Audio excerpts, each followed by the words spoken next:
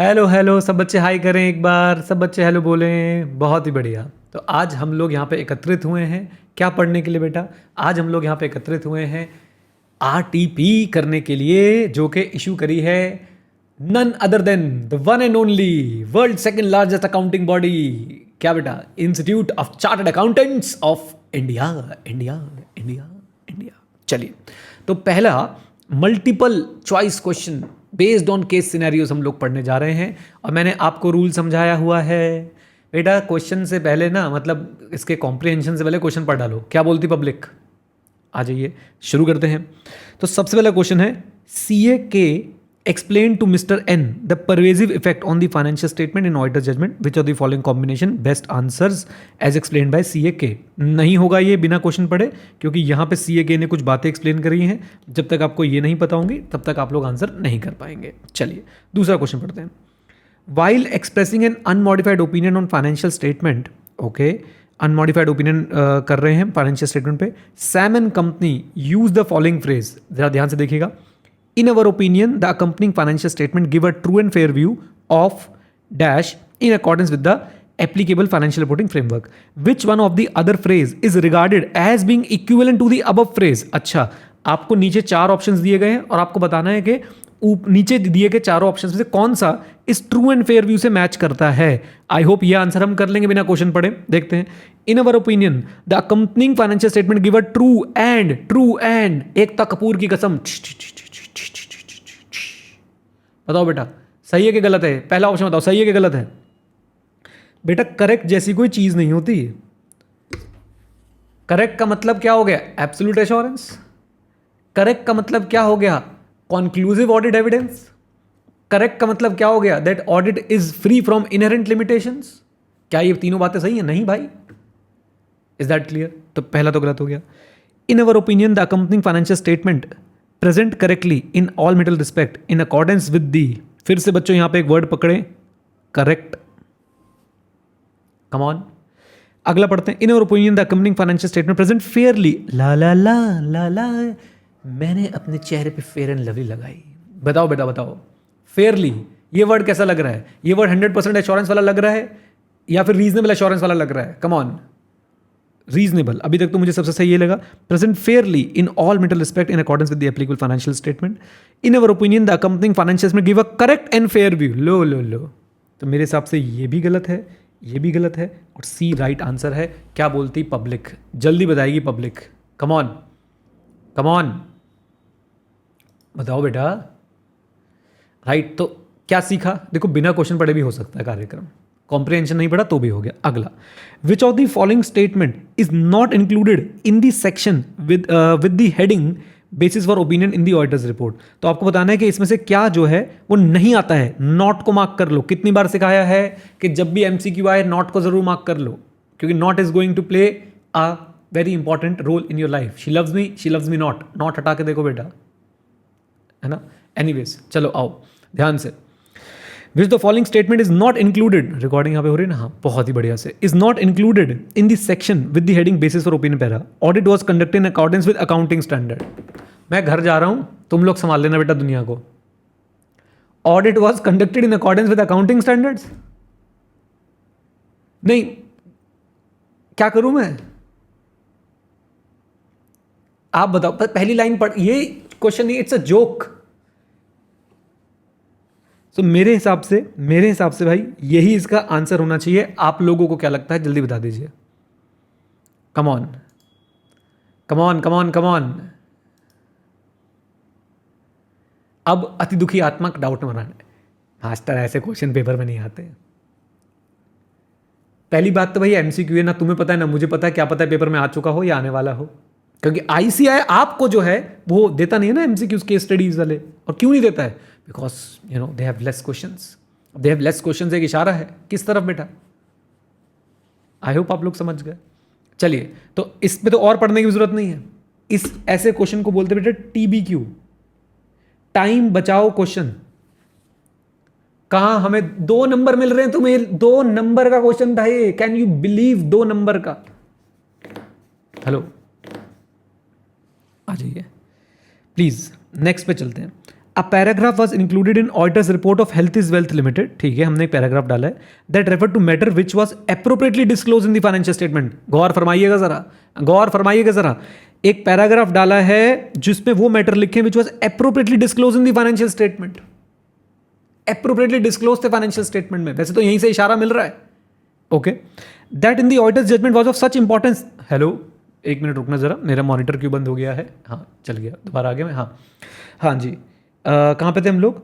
That in the auditor's judgement was of such importance that it was fundamental to the users understanding of the financial. अब तो आपको उनके घर पे छोड़ के, उनके घर की बेल बजा के आ चुके हैं, अब तो वो दरवाजा जरूर खोलेंगी।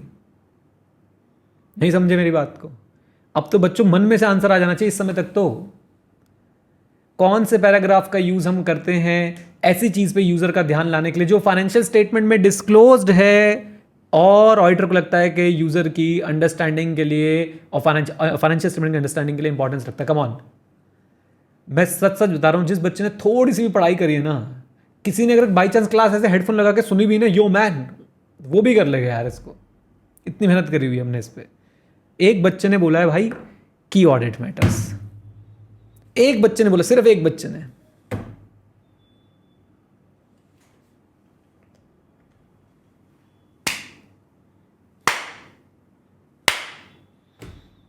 वो मीम याद है, पैसा बर्बाद।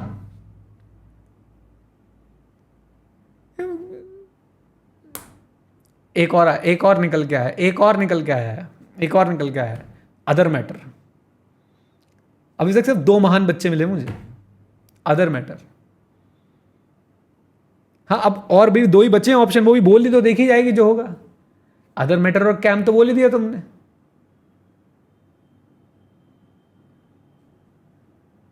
क्या आंसर होना चाहिए मित्रों इसका? ईओएम। इतना बड़ा बड़ा चार्ट बना के तुम्हें पढ़ा रखा है मैंने, बता दो पढ़ा रखा है कि नहीं? कम ऑन गाइस, जल्दी बता दो, कम ऑन। और याद रखें, अभी तक केस स्टडी पढ़ी नहीं है, अभी तक केस स्टडी पढ़ी नहीं है साहब हमने। आ जाइए, चले आगे, चले आगे, चले चलो जी, नेक्स्ट क्वेश्चन पे चलते हैं बच्चों। मिस्टर ए, सॉरी CA, बेटा मिस्टर ए की जगह CA बोलना है। सच बता रहा हूँ, अभी मैं कल परसों एक कॉफ़ी हाउस में बैठा हुआ था, तो अचानक से एक स्टूडेंट आया, मतलब now he is a chartered, उसने अपना introduction CA Abhishek this side. क्या बात है भाई, मतलब CA बनने के बाद ना एक अजीब सा जल जला सा आ जाता है ना अंदर, एकदम शरीर के अंदर, नाम के आगे अपने आप ही CA लगाना, चाहे कुछ भी हो जाए। आओ, CA explained the circumstance to Mr. R in which when the corresponding figures are presented, auditor's opinion refer to the corresponding figures. अच्छा, when the corresponding figures are presented, auditor's opinion refer to the corresponding figures. Which of these circumstances did he mention to Mr. R? I am sure कि आप में से मात्र 10% बच्चे इसको कर पाएंगे। क्यों? मैं बताता हूँ ना क्यों, मैं बताता हूँ क्यों, मैं बताता हूँ तुम्हें क्यों। बात करनी है, बात कौन करे? बात करनी है, बात कौन करे? दर्द से दो हाथ कौन करे? नहीं समझ आया? अभी समझाता हूं बेटा, ध्यान सुनना। घर में, मैंने पहले भी बताई होगी बात, घर में 2 भाई सोफे पे बैठे हैं, टीवी चल रहा है और बेल बजी, टिंग डोंग। एक ने बोला बेल बजी है, तो दूसरे ने बोला तो खोलना फिर जाके, जो बोले वही कुंडी खोले बेटा। सर मुझे आप लोगों से एक बात पूछनी है, सच सच बताना, बिल्कुल सच सच। ऐसे 710 पढ़ा है?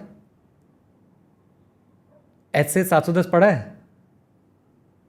नहीं, कईयों की नहीं आ रही है, कईयों की यस भी आ रही है, वेरी गुड। जिनका सिलेबस कंप्लीट हो गया ऐसे 710 नहीं पढ़ा है। मैं आपको एक बात बता दूं बेटा, ICAI पता क्या कर रहा है? गब्बर सिंह हो गया वो, चुन चुन के बदले ले रहा है। और चुन चुन के कैसे बदले रहा है? जो टॉपिक आप सोचते हो कि ये नहीं आ सकता यार, ये नहीं हो सकता, ये आएगा ही नहीं एग्जाम में। जैसे आपको एक अदर एसेज मिले हैं, 7 अदर एसेज मिले कि नहीं मिले आपको? उन अदर एसेज को आप क्या करते हो? जो जनुया लड़कियां लड़कों को करती हैं बेटा, क्या? इग्नोर, अवॉइड, है ना? तुम भी उन एसेज के साथ वही करते हो। और उन एसेज में से लगातार क्वेश्चंस आ रहे हैं, लगातार। ठीक है, अगर आप अपने एसेज 710 देखेंगे और लास्ट वाली वीडियोस कुछ देखेंगे तो उसमें ये जिक्र है इस बात का। देखिए क्या कह रहे हैं, कह रहे हैं CA ने मिस्टर आर को एक्सप्लेन किया वो circumstances in which when the corresponding figures are presented, auditors opinion refer to the corresponding figure. कौन से सर्कमस्टांस ऐसे हैं जहां पे ऑडिटर के ओपिनियन में कॉरस्पॉन्डिंग फिगर को भी रेफर किया जाता है? Come on, it's going to be a tough नट।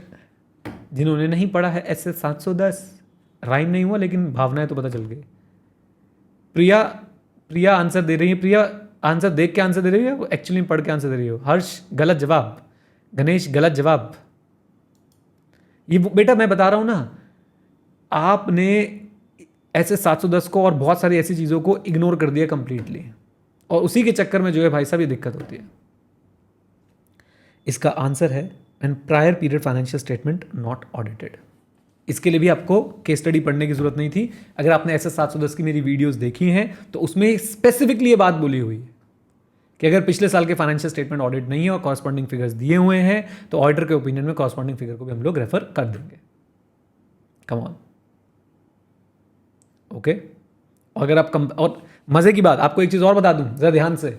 अब आप में से कई लोग जाएंगे वो किताब के अंदर चार्ट ढूंढने के लिए, कहां पे लिखा है ऐसा। मैं आपको फिर से बोल रहा हूं, वीडियो में वो चार्ट है, आपकी बुक में वो चार्ट नहीं है। ये भी चेक कर लेना आप। वीडियो में जब मैंने पढ़ाया तो मैंने बताया उसमें, अगर आप उसमें देखोगे वीडियो में अपनी बुक में देखोगे तो वहां पे लिखा है कि prior period not audited, prior period not audited, फिर सी अनदर चार्ट। और वो चार्ट आपकी बुक में नहीं है, सिर्फ वीडियोस के अंदर है। देखो दिव्यम बता भी रहा है, उसने अलग से नोट कर लिया है। बेटा यहां से चेक होता है तुम वीडियोस कैसे देखते हो, नेटफ्लिक्स की वेब सीरीज की तरह या अपने सिलेबस की तरह। चलिए एनीवेज, हाँ भाई, तो अब आप ये देखो इतनी सारी बातें करते हुए भी 11 मिनट में हमने बिना केस स्टडी पढ़े हुए 5 में से 4 क्वेश्चन सॉल्व कर लिए हैं। अब दिखाते हैं आपको पहला क्वेश्चन जो हम लोग सॉल्व नहीं कर पाए थे। आइए देखिए क्या लिखा है उसमें, इधर देखो। CA K explain to mister N the pervasive effect on the financial statement auditor judgement, which of the following combination is the best answer explain by mister CA K. लीजिए, तो सीए के ने किसी को परवेजिवनेस का मतलब समझाया था। यहां से स्टोरी शुरू कर दें। One of the article clerk, Mr. N, is a fresher and this audit is his first experience as an auditor in a limited company. He is a sharp boy and has grasped all the concept and techniques as well. However, the term pervasive confused him. इसने हमसे classes ली होती तो basics में ही pervasive समझा देते हैं हम लोग। बता दो हाँ के ना, नहीं तुम बता दो हाँ या ना। बेसिक्स में ही आपको परवेजिव समझा दिया जाता है और बहुत तगड़े तरीके से, बहुत बढ़िया तरीके से। क्या समझाया जाता है? जनरली हम लोग क्या बोलते हैं, it is not confined to a specific element. Even if it is confined then it can also be substantial only when it represent what, substantial proportion of the financial statement. याद है inventory वाला example, याद आ रहा होगा आप लोगों को। और अगर डिस्क्लोजर को लेके है तो अगर कोई डिस्क्लोजर फंडामेंटल है to the users understanding of the financial statement then it will be considered as what, pervasive. और इसको बोलो ये जो फ्रेशर है, अरे हमारे पॉडकास्ट ही सुन लेता, हमने उसमें भी समझा रखा है परवेजिव का मीनिंग। बता दो है कि नहीं उसमें भी। Anyways, how the term pervasive confused him, so mister के, ये सीए के भाई बहुत ही चतुर बन रहा है, सबको समझाता ही रह रहा है। CA K patiently explain to mister N the pervasive effect on the financial statement as per the auditor's judgement. He explain that pervasive effect on the financial statement are those in auditor's judgement. आओ पढ़ें, सोचो सोचो। अब आपको अगर आगे आपके descriptive paper में परवेजिव का मीनिंग लिखने को दे रखा हो और केस स्टडी में ये क्वेश्चन दे रखा हो, लॉटरी लग जाएगी, lottery. Taxable at the rate of 30%। Come on, इधर देखो जरा। Number 1, are not confined to specific elements accounts item financial statement. सही बोला भाई के बाबू ने। If so confined represent or could represent substantial proportion of the financial statement. सही बोला के बाबू ने। In relation to disclosure are fundamental to user understanding of the financial statement. सही बोला के बाबू ने। Are confined to specific element, नहीं ये क्या है, ये दोनों कॉन्ट्राडिक्टरी नहीं हो गए? कौन सा सही है इसमें से? फर्स्ट वाला सही है, फोर्थ वाला गलत है। Come on come on. अब जरा चलते हैं अपने क्वेश्चन पे। क्वेश्चन में क्या लिखा था? क्वेश्चन में लिखा था सीए के ने एन को परवेजिव इफेक्ट मतलब बताया है। आप बताएं कि उन्होंने जो मतलब बताया है उसमें से कौन सी जो कॉम्बिनेशन है वो सही है। अब तो आप बता सकते हो बहुत आसानी से। कम ऑन कम ऑन। हर्ष का आंसर चेंज हुआ एक बार, बहुत बढ़िया। बाकी सबके आंसर सही आ रहे हैं, शाबाश। दिव्यम, प्रिया, कुणाल, सौरभ, हरे, क्या बात है, डी। और यहाँ पे बच्चों मैं आपको बताना चाहूँगा कि हमने एक केस स्टडी कंप्लीट कर ली है जो क्या कि आपके एग्जाम में 10 नंबर तक की आ सकती है। सब बच्चे, सब प्यारे प्यारे दुलारे दुलारे बच्चे अपने लिए जोरदार तालियां बजाएंगे एक बार। 10 नंबर की केस स्टडी कंप्लीट करी है, शाबाश। चलिए जी वापस, हाँ जी डन। अगली केस स्टडी भी करें। स्टैट्यूटरी वार्निंग, अगली केस स्टडी आपके स्वास्थ्य के लिए बहुत हानिकारक हो सकती है, क्योंकि अगेन वो उस चैप्टर से आ रही है जिस चैप्टर को बच्चे वही करते हैं जो जनरली या लड़कियां लड़कों को करती हैं। बताइए क्या बेटा, बताइए क्या, इग्नोर। और उस चैप्टर का नाम है बैंक ऑडिट। जी हाँ भाई और बहनों, बैंक ऑडिट। आप किस शहर में पहली बार, एक बात मैं आपको बता दूं ज़रा सीरियस नोट पे, देखो मैं मजाक मजाक में पढ़ा रहा हूँ, लेकिन एक सीरियस नोट पे एक बात बता दूं, कोऑपरेटिव सोसाइटी पढ़ा है कि नहीं पढ़ा? ऑडिट ऑफ कोऑपरेटिव सोसाइटी मैंने कोनी मार के गिरा देना, मैं सच बता रहा हूँ बेटा, उससे भी 10 नंबर की केस स्टडी पूछ सकता है आईसीआई, और पूछा हुआ है एक बार। और कोऑपरेटिव सोसाइटी ना मैंने अपनी छाती पे पत्थर रख के पढ़ाया तुम्हें, फ्रेश वीडियोस रिकॉर्ड करिए, स्पेशली बैठ के सारे टॉपिक्स ऐड करके नोट्स दिए आप लोगों को। हेलो, सुन रहे हो? और उसका भी एक पूरा केस स्टडी बना के क्वेश्चन पूछा हुआ आईसीआई ने 10 नंबर का। और सोचो एक बार please, realise the gravity of the situation कि हम लोग एमसीक्यू में बहुत हाई स्कोर करना चाहते हैं, और आप अपने दोस्तों से पूछिएगा जिनका रिजल्ट आया है, एमसीक्यू में 30 में से 25 नंबर 21 नंबर आम है, आम। और उसी एमसीक्यू में हमारी स्ट्रेंथ पे आईसीआई ने हथौड़ा देके मारा, कोऑपरेटिव सोसाइटी से भाई साहब क्वेश्चन पूछ लिया, और अगर आप पढ़ के नहीं गई हैं तो बताए क्या होगा। वो कहावत है ना कि नंगा नहाएगा क्या और निचोड़ेगा क्या। पहले हमारी भाई डिस्क्रिप्टिव में आईसीआई मार्क्स देता नहीं है, और 30 नंबर में और 10 नंबर हमारे फ्लैट गए। कम ऑन, सबकी चैट विजिबल है, घबराए ना। बच्चे पूछ रहे मेरी चैट विजिबल है कि नहीं? हाँ बेटा, हाँ जी, डन। तो अब आप बैंक ऑडिट पढ़ रखा है कि नहीं पढ़ा, जल्दी बताओ मुझे। आइए, बैंक ऑडिट पढ़ रखा है तो आप लोग कर पाएंगे, नहीं तो बेटा RIP 10 मार्क्स। RIP 10 मार्क्स समझ गए बेटा आप लोग? RIP 10 मार्क्स लीजिए। और आईसीआई क्वेश्चन की लेंथ भी देखो कैसे बना रहा है। आईसीआई कह रहे हैं नहीं, इनको हम ऐसे पढ़ाएंगे। अगर आप ये क्वेश्चन पढ़ने बैठ जाते, ये देखो, रीडिंग स्पीड बढ़ाओ बेटा, अच्छा दिख नहीं रहा आपको, रीडिंग स्पीड बढ़ाओ बेटा, रीडिंग स्पीड। और नेक्स्ट क्वेश्चन भी देखो, बैंक वाला कहते बच्चे फ्री हैं, बच्चों ने जीवन में कुछ करने, 1 paragraph 2 paragraph 3 paragraph 4 paragraph 5 paragraph 6 paragraph, 6 paragraph का तो क्वेश्चन बनाया इन्होंने। इतना बड़ा लेटर तुमने कभी उनको नहीं लिखा होगा, तुमने भी लिख दिया, बहन सीए कर रहा हूं जल्दी बता दे जो भी है। लेकिन आईसीआई ने आपसे 6 पैराग्राफ का क्वेश्चन पूछा है। आओ एनीवेज, पढ़ेंगे भाई, पढ़ेंगे बिल्कुल। Bharat bank, a nationalised bank, has branches all over India, काफी फैला हुआ बिजनेस है हमारा, and has been the most popular public sector bank in India for the past few years. ठीक है। The bank is governed by banking regulation act and central statutory auditors of the bank ABC and Associates were appointed according to the provision of the relevant enactment. The engagement partner CSC commenced the audit with his team of 7 members so that the audit is completed on time and all the documents are submitted before due date. अभी तक कोई खास बात इन्होंने बताई नहीं है। The audit at all the branches also started simultaneously and ABC and Associates was in constant touch with all the branch auditor to ensure timely completion of audit. मुझे नहीं लगता कि अभी तक कोई खास बात बताई है। आइए, as per the audit strategy and plan, CAQ along with Miss R and Mr. P, okay, were assigned the audit of advances of the Bharat Bank. Okay, nice, बहुत बढ़िया काम किया जी। Advances constituted large item on the asset side of the balance sheet of the bank. Since audit of advances समझते हैं ना, जो bank ने loan दे रखे हैं बेटा। Since audit of advances is one of the most important areas covered by the auditors in the bank audit, it was assigned to CAQ since he was aware of the various functional areas of the bank branches, its processes, procedures, systems prevailing under control with regard to advance. इसे बोलते हैं कि time खोटी कैसे किया जाए बच्चों का। ठीक है, भूमिका बनाई है आईसीआई ने 2 पैराग्राफ में, भूमिका। आइए, CAQ started with verifying whether advances were classified as per RBI prudential norms. There were 5 categories of advances which were available to CAQ for verification. They were standard, regular, substandard, doubtful, loss, special mention accounts. An aging analysis was available for doubtful advances and special mention accounts was examined in detail by CAQ. अभी तक भी मुझे तो कुछ खास information मिली नहीं है। आइए, mister R, on being instructed by CAQ, verified the securities offered by borrowers of the bank for finance for a particular customer named Aquabras Private Limited. मुझे लग रहा है पहली काम की इंफॉर्मेशन आई है। एक बैंक का कस्टमर है Aquabras, और उसने क्या किया है, the security was in the form of delivery of goods by Aquabras to Bharat bank with intention of creating a charge thereon. 100% आपको मैं गारंटी देता हूं, ये पूछेंगे बताओ ये किस तरह की सिक्योरिटी है। याद है, हाइपोथिकेशन, प्लेज, असाइनमेंट, मॉर्टगेज, याद आ रही है वो? Come on.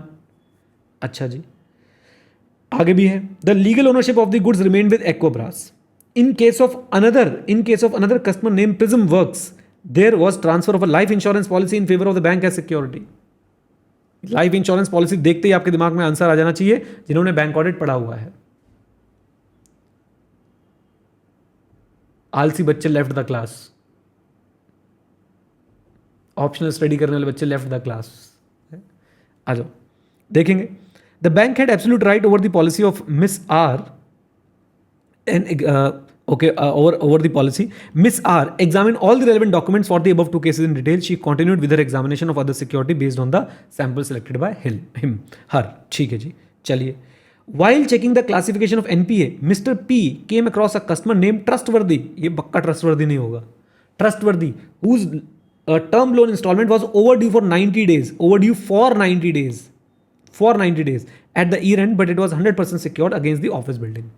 तो ट्रस्टवर्दी नाम का एक कस्टमर है जिसके पास एक टर्म लोन है और वो ओवर ड्यू है कितने डेज के लिए? 90 डेज के लिए। Okay, the same was classified as substandard. Okay, 100% secure है, 90 डेज के लिए है, सब स्टैंडर्ड बोल दिया है। There was another customer name super 40, coaching वालों को नहीं छोड़ा, उनको भी घसीट लाए क्वेश्चन के अंदर। Super 40, who had a cash credit account and a term loan with the bank. Super 40 had been paying the installment on the term loan as well as interest on the cash credit account regularly and there was no overdue amount. तो वो regularly सारा कुछ पे कर रहे हैं। Mr. P verified the drawing power of Super 40, ठीक है, and found it to be less than the sanction limit throughout the year. Drawing power sanction limit से कम होती है, हमने पढ़ा हुआ है। The outstanding balance of Super 40 during the whole year exceeded the drawing power. कई भैंस पानी में, इनका आउटस्टैंडिंग अमाउंट जो है वो ड्राइंग पावर से ऊपर चला गया। और ये हमने क्लास में बहुत अच्छे से डिस्कस किया था कि although sanction limit is there but आपका अमाउंट आउटस्टैंडिंग जो है वो ड्राइंग पावर से ऊपर नहीं जाना चाहिए for a continuous period of 90 days. और यहाँ पे तो इन्होंने कर दिया पूरे साल के लिए, but was less than the sanction limit.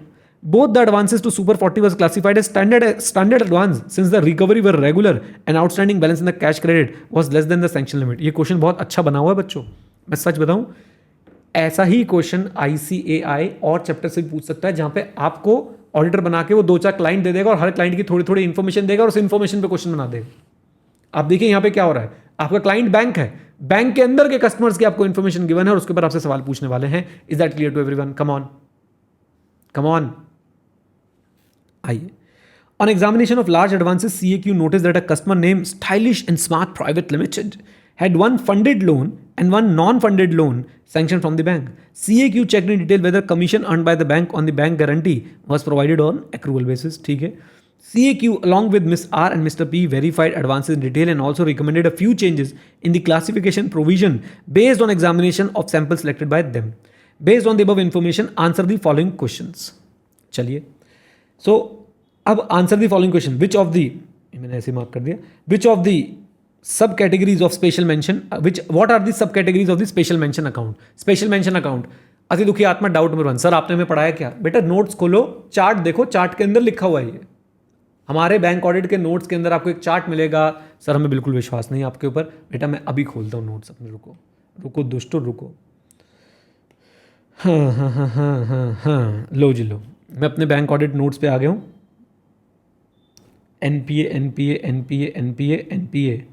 NPA ये लो, classification of advances as per prudential norms, standard loans में स्टैंडर्ड, रेगुलर और स्पेशल मेंशन अकाउंट। अब SMA 0, SMA 1, SMA 2, come on. SMA अब कैसे क्लासिफाई होता है? जिसमें स्ट्रेस सिग्नल्स हैं वो SMA 0, over due between 31 to 60 days SMA 1, over due between 61 to 90 days SMA 2। Come on right. और वैसे अगर इनके ऑप्शन देखें एक बार, पहला तो ऑप्शन सही है ही, वो तुमने पढ़ लिया। आप कभी भी देखो 0 to 45, 46 to 90, हमने ना 45 वाले डेज कभी बैंक ऑडिट में पढ़ा ही नहीं है। Come on. अच्छा, फिर not yet due for payment, इनको आप SMA बना ही कैसे सकते हो? अगर एलिमिनेशन भी करने चाहो तो आप इनको SMA बना ही कैसे सकते हो? तो ये दोनों तो वैसे ही एलिमिनेट हो गए थे। Come on. ओके, चलिए दूसरा question, creation of security of Aquabrass private limited and Prism Work was in the form of. Aquabrass ने गुड्स डिलीवर कर दिए थे, याद रखना, एक्वाब्रास ने गुड्स डिलीवर कर दिए थे और प्रिज्म वर्क ने लाइफ इंश्योरेंस पॉलिसी दी थी। बहुत आसान आंसर इसका, जिसने बैंक ऑडिट पढ़ रखा है। अगेन हमारे नोट्स में अगर आपको डाउट है कि कहाँ पे कवर्ड है, एक एक चीज़ बच्चों मैंने तो मेहनत करके कोशिश की आपको कवर कराई जाए। प्लेज की आप एक बार जो है टॉपिक पढ़ सकते हैं और साथ में आप असाइनमेंट की टॉपिक एक बार पढ़ सकते हैं, आपको आंसर जो है वो मिल जाएंगे। आंसर होगा इसका प्लेज एंड असाइनमेंट। ठीक है, आइए चलिए जी नेक्स्ट पे। In your opinion is trustworthy a standard asset और अ सबस्टैंडर्ड एसेट? कमाल का क्वेश्चन है बच्चों।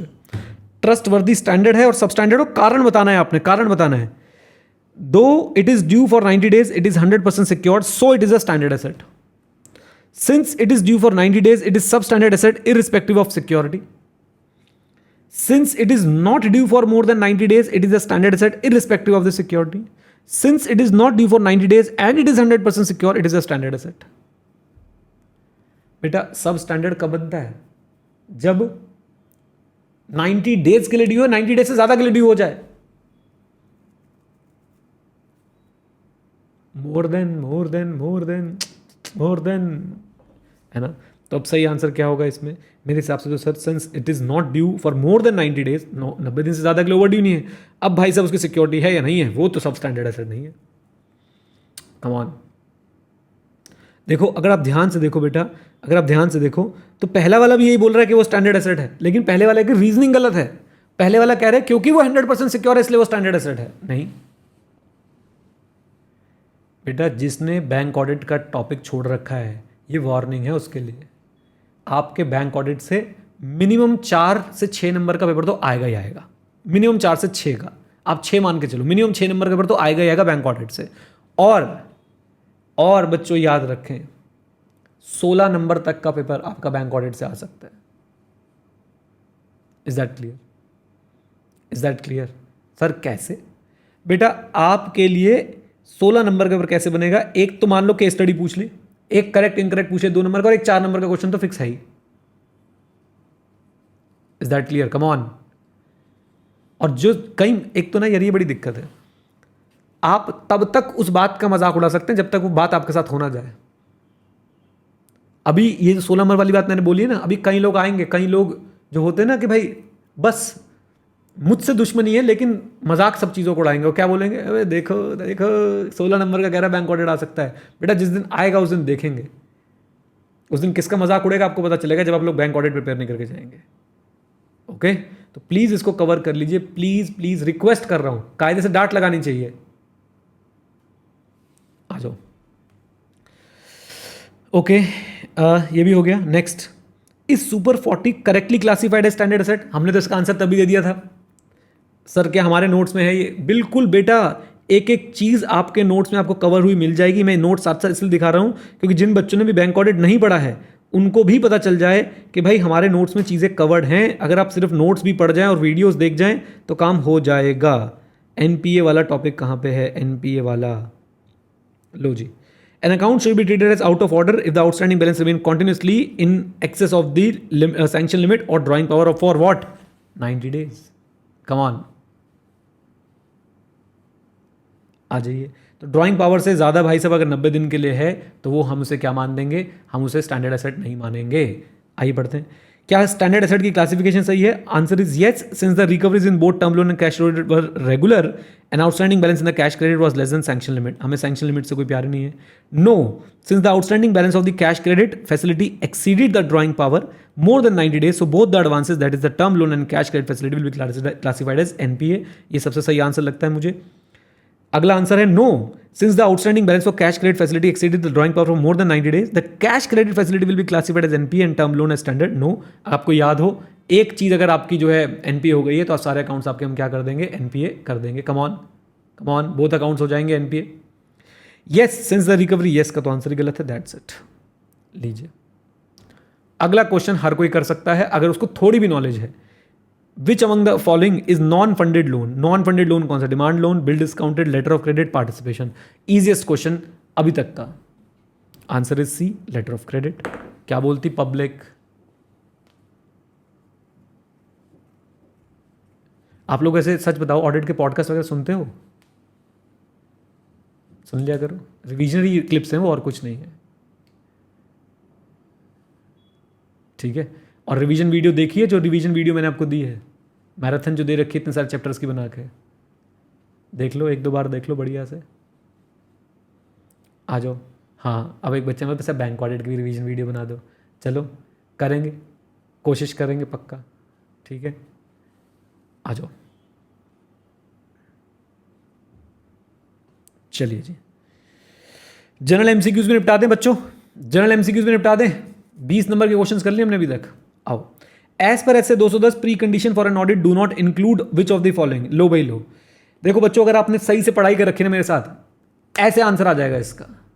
प्री कंडीशंस में क्या क्या नहीं होता, acceptability of financial reporting framework होती है, मैनेजमेंट रिगार्डिंग पीपीएफएस होती है, पीपीएफएस याद है ना आपको, preparation and presentation of financial statement, then making available record to the auditor होता है, all info additional info unrestricted access to those within the entity from auditor determines necessary to obtain audit evidence. थोड़ा सा fast हो गया but कोई बात नहीं। सिर्फ इंटीग्रिटी ऑफ मैनेजमेंट कहाँ होती है, उसमें नहीं होती है। तो D is the right answer. क्या बोलती public, come on.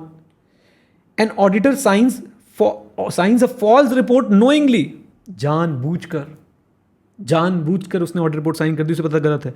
Which of the following fundamental principle of professional ethics is violated in such a case, objectivity, integrity, professional competence, professional behaviour. बेटा professional competence and due care तो नहीं है, जानबूझ के करी है उसने, जानबूझकर। सोचिए सोचिए प्लीज सोचिए।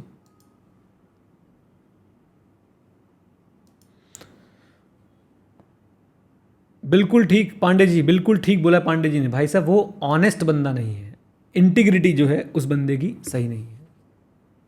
ओके, आ जाइए। देन लो, जिसे बोलते हैं ना हाथ में लड्डू रख के जा रहा है ऐसे हाथ में। Which of the following statement is most appropriate, audit programme is detail plan for audit strategy, ये तो अप्रोप्रिएट लग नहीं रही मुझे। Audit programme can not be reviewed, ये भी अप्रोप्रिएट नहीं लग रही। Audit programme is a detailed plan for applying audit procedure, अभी तक सबसे सही यही लग रहा है। Audit programme is relevant for year for which it is prepare, it is useless for subsequent years, no. तो C is the right answer. आसान था क्वेश्चन, जल्दी बताइए। अब मैं जो क्वेश्चन पढ़ने जा रहा हूं जरा ध्यान से देखिएगा। A company is engaged in business of obtaining eggs from 1 day old chicks.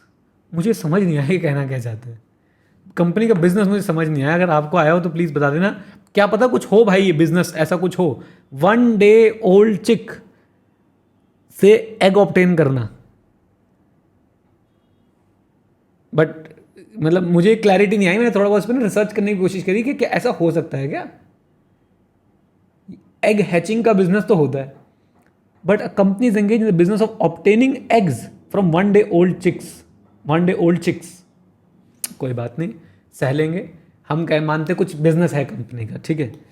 Which of the following is not, mark कर लो बेटा नॉट को, which of the following is not, Bhavya कह रहे सर ये एग के वो शेल कलेक्ट करते होंगे, पता नहीं भाई।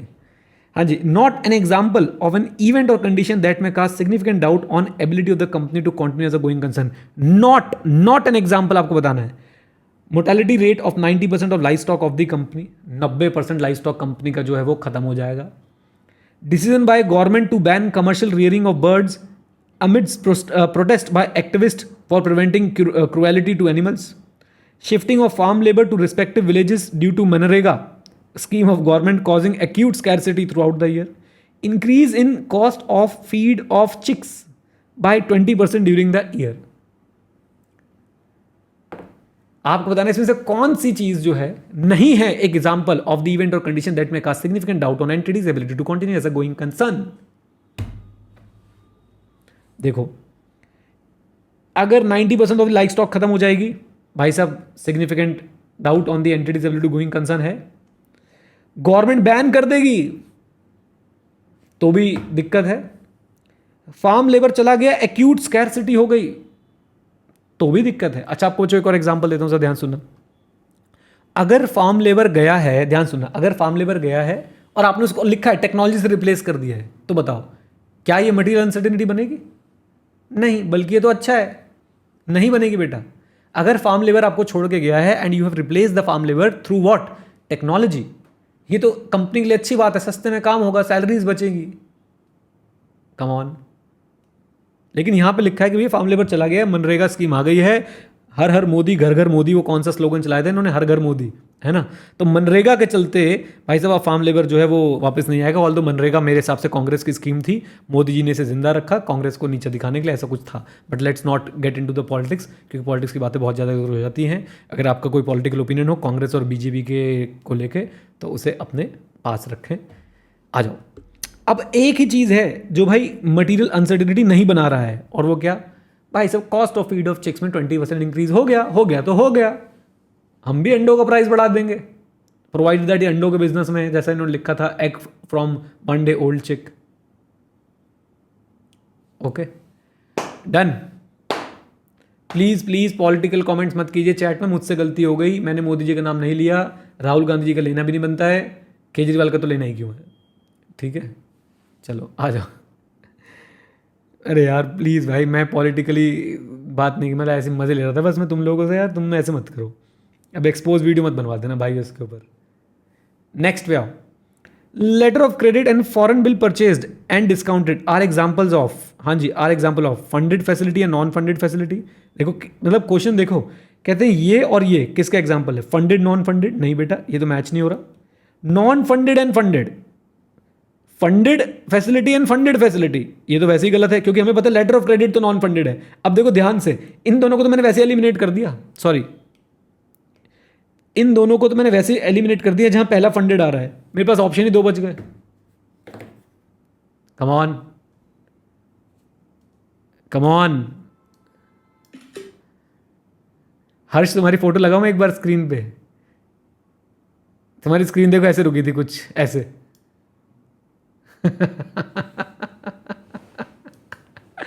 हाँ पहले तो ये बात समझ आई बच्चों, मैंने एलिमिनेट कैसे किया, मुझे इतना तो पता है ना, लेटर ऑफ क्रेडिट तो भी आंसर दे के आ रहा हूं कि भैया वो तो नॉन फंडेड फैसिलिटी है।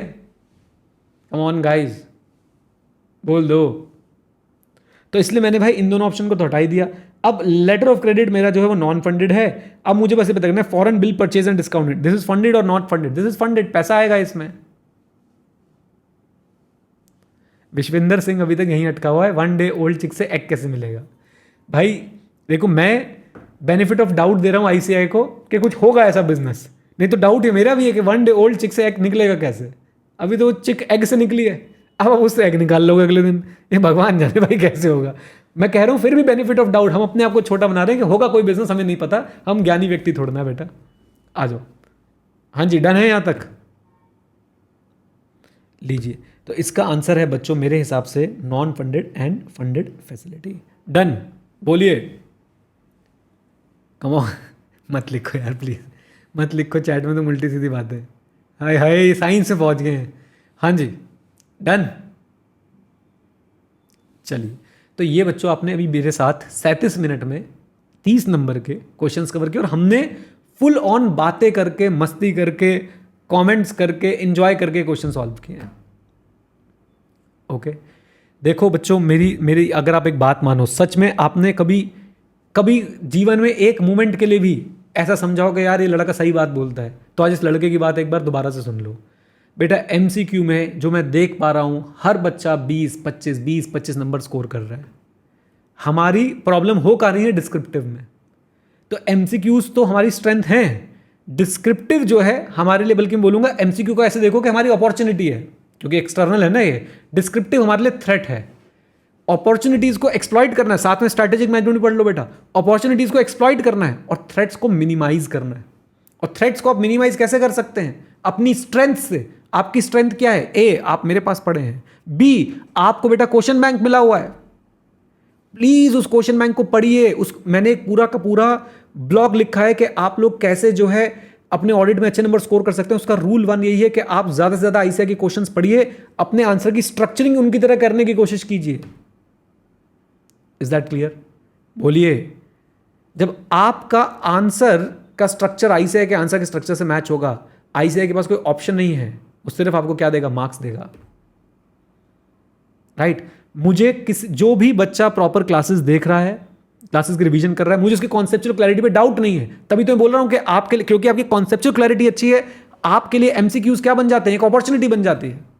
बट अगर आपकी राइटिंग प्रैक्टिस नहीं है, तो आपके लिए भाई साहब डिस्क्रिप्टिव क्वेश्चंस क्या बन जाएंगे, come on tell me, threat बन जाएंगे। और आपने अपनी स्ट्रेंथ्स को ध्यान रखना है, उन स्ट्रेंथ से आपने उन थ्रेट्स को क्या करना है, मिनिमाइज करना है।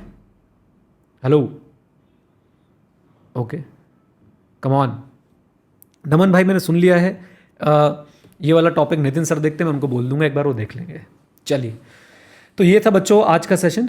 ऐसे हम और भी सेशंस आपके साथ लगाने की कोशिश करेंगे आरटीपी के ऊपर। और देखिए, जो क्वेश्चंस हमने क्लास में कवर कर रखे हैं, देखिए एमसीक्यूज तो ऑब्वियसली नए बना के लाता है आईसीआई, तो हमने यहाँ पे देख लिए, लेकिन जो डिस्क्रिप्टिव क्वेश्चन आईसीआई ने कवर कर रखे हैं, मैं वो दोबारा कवर कराने में इंटरेस्टेड नहीं रहूँगा। I hope you understand, come on, क्योंकि हमने टॉपिक पढ़ लिया है, उसके क्वेश्चन भी हमने कवर कर लिए हैं, और सिर्फ टाइम वेस्ट वाली बात हो गई। ओके, चलिए, आपसे मिलेंगे बहुत जल्दी ही एक और ऐसे तड़कते भड़कते सेशन में। आप लोगों को जो है नोटिफिकेशन आ जाती है। आज भी मैंने 45 मिनट्स पहले ही जो है क्लास शेड्यूल कर दी थी। टेलीग्राम चैनल पे आई होप आप लोग जुड़े हुए हैं, नहीं जुड़े हुए हैं तो टेलीग्राम चैनल का लिंक मैंने कोर्स में अलग अलग जगहों पे दे रखा है, वहाँ पे आप लोग हमारे साथ जुड़ सकते हैं। ठीक है जी, चलिए आज की रिकॉर्डिंग वहीं पे ऑफ करते हैं, फिर आपसे 2 मिनट बात कर लूंगा। Thank you very much, stay connected, stay head, जय हिंद। और हाँ मित्रों, सीखते रहें, क्योंकि सीखना शुरू तो जीतना शुरू। Bye bye and take care, God bless you. Hello hello hello बच्चों, कैसे हैं आप सब लोग? स्वागत है एक बार फिर से आपका आरटीपी लाइव सेशन के अंदर।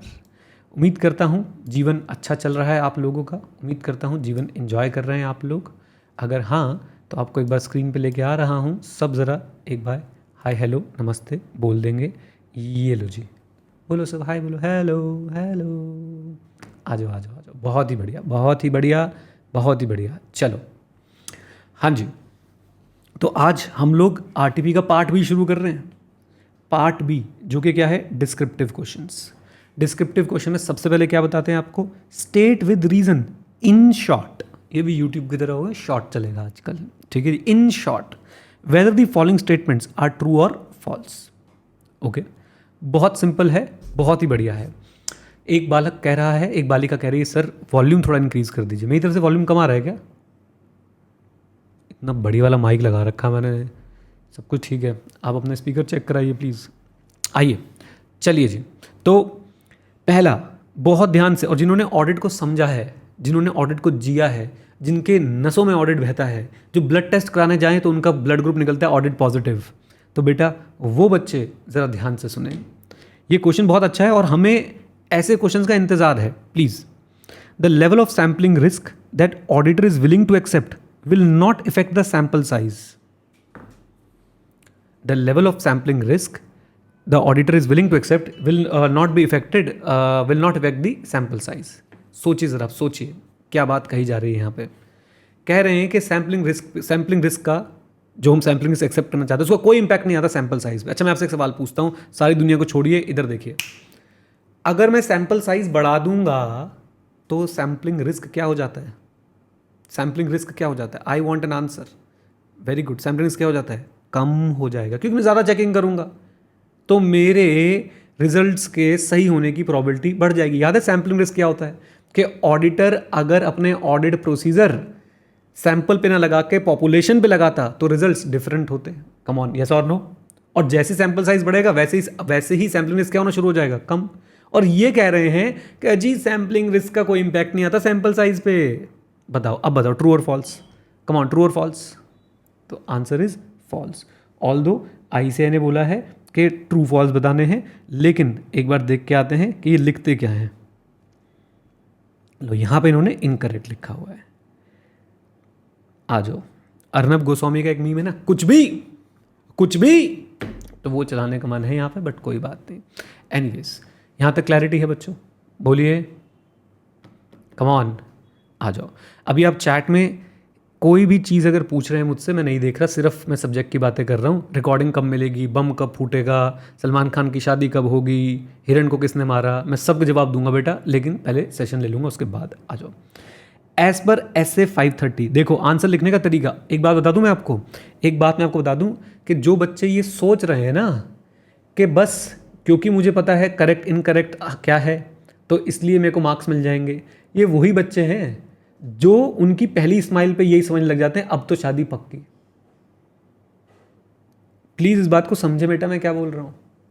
अभी शादी पक्की नहीं हुई है, क्या पता उसने हंस के इसलिए देखा हो कि उसका कोई असली में भाई नहीं है घर पे। है ना। तो समझो बेटा, भावनाओं को समझो। आपको रीजन लिखना है तभी मार्क्स मिलेंगे। ये बिजनेस स्टडीज नहीं चल रही है क्लास 12th की कि भैया करेक्ट अपने ट्रू फॉल्स लिख दिया तो चलो भाई एक दो में से एक तो पक्का ही हो गया।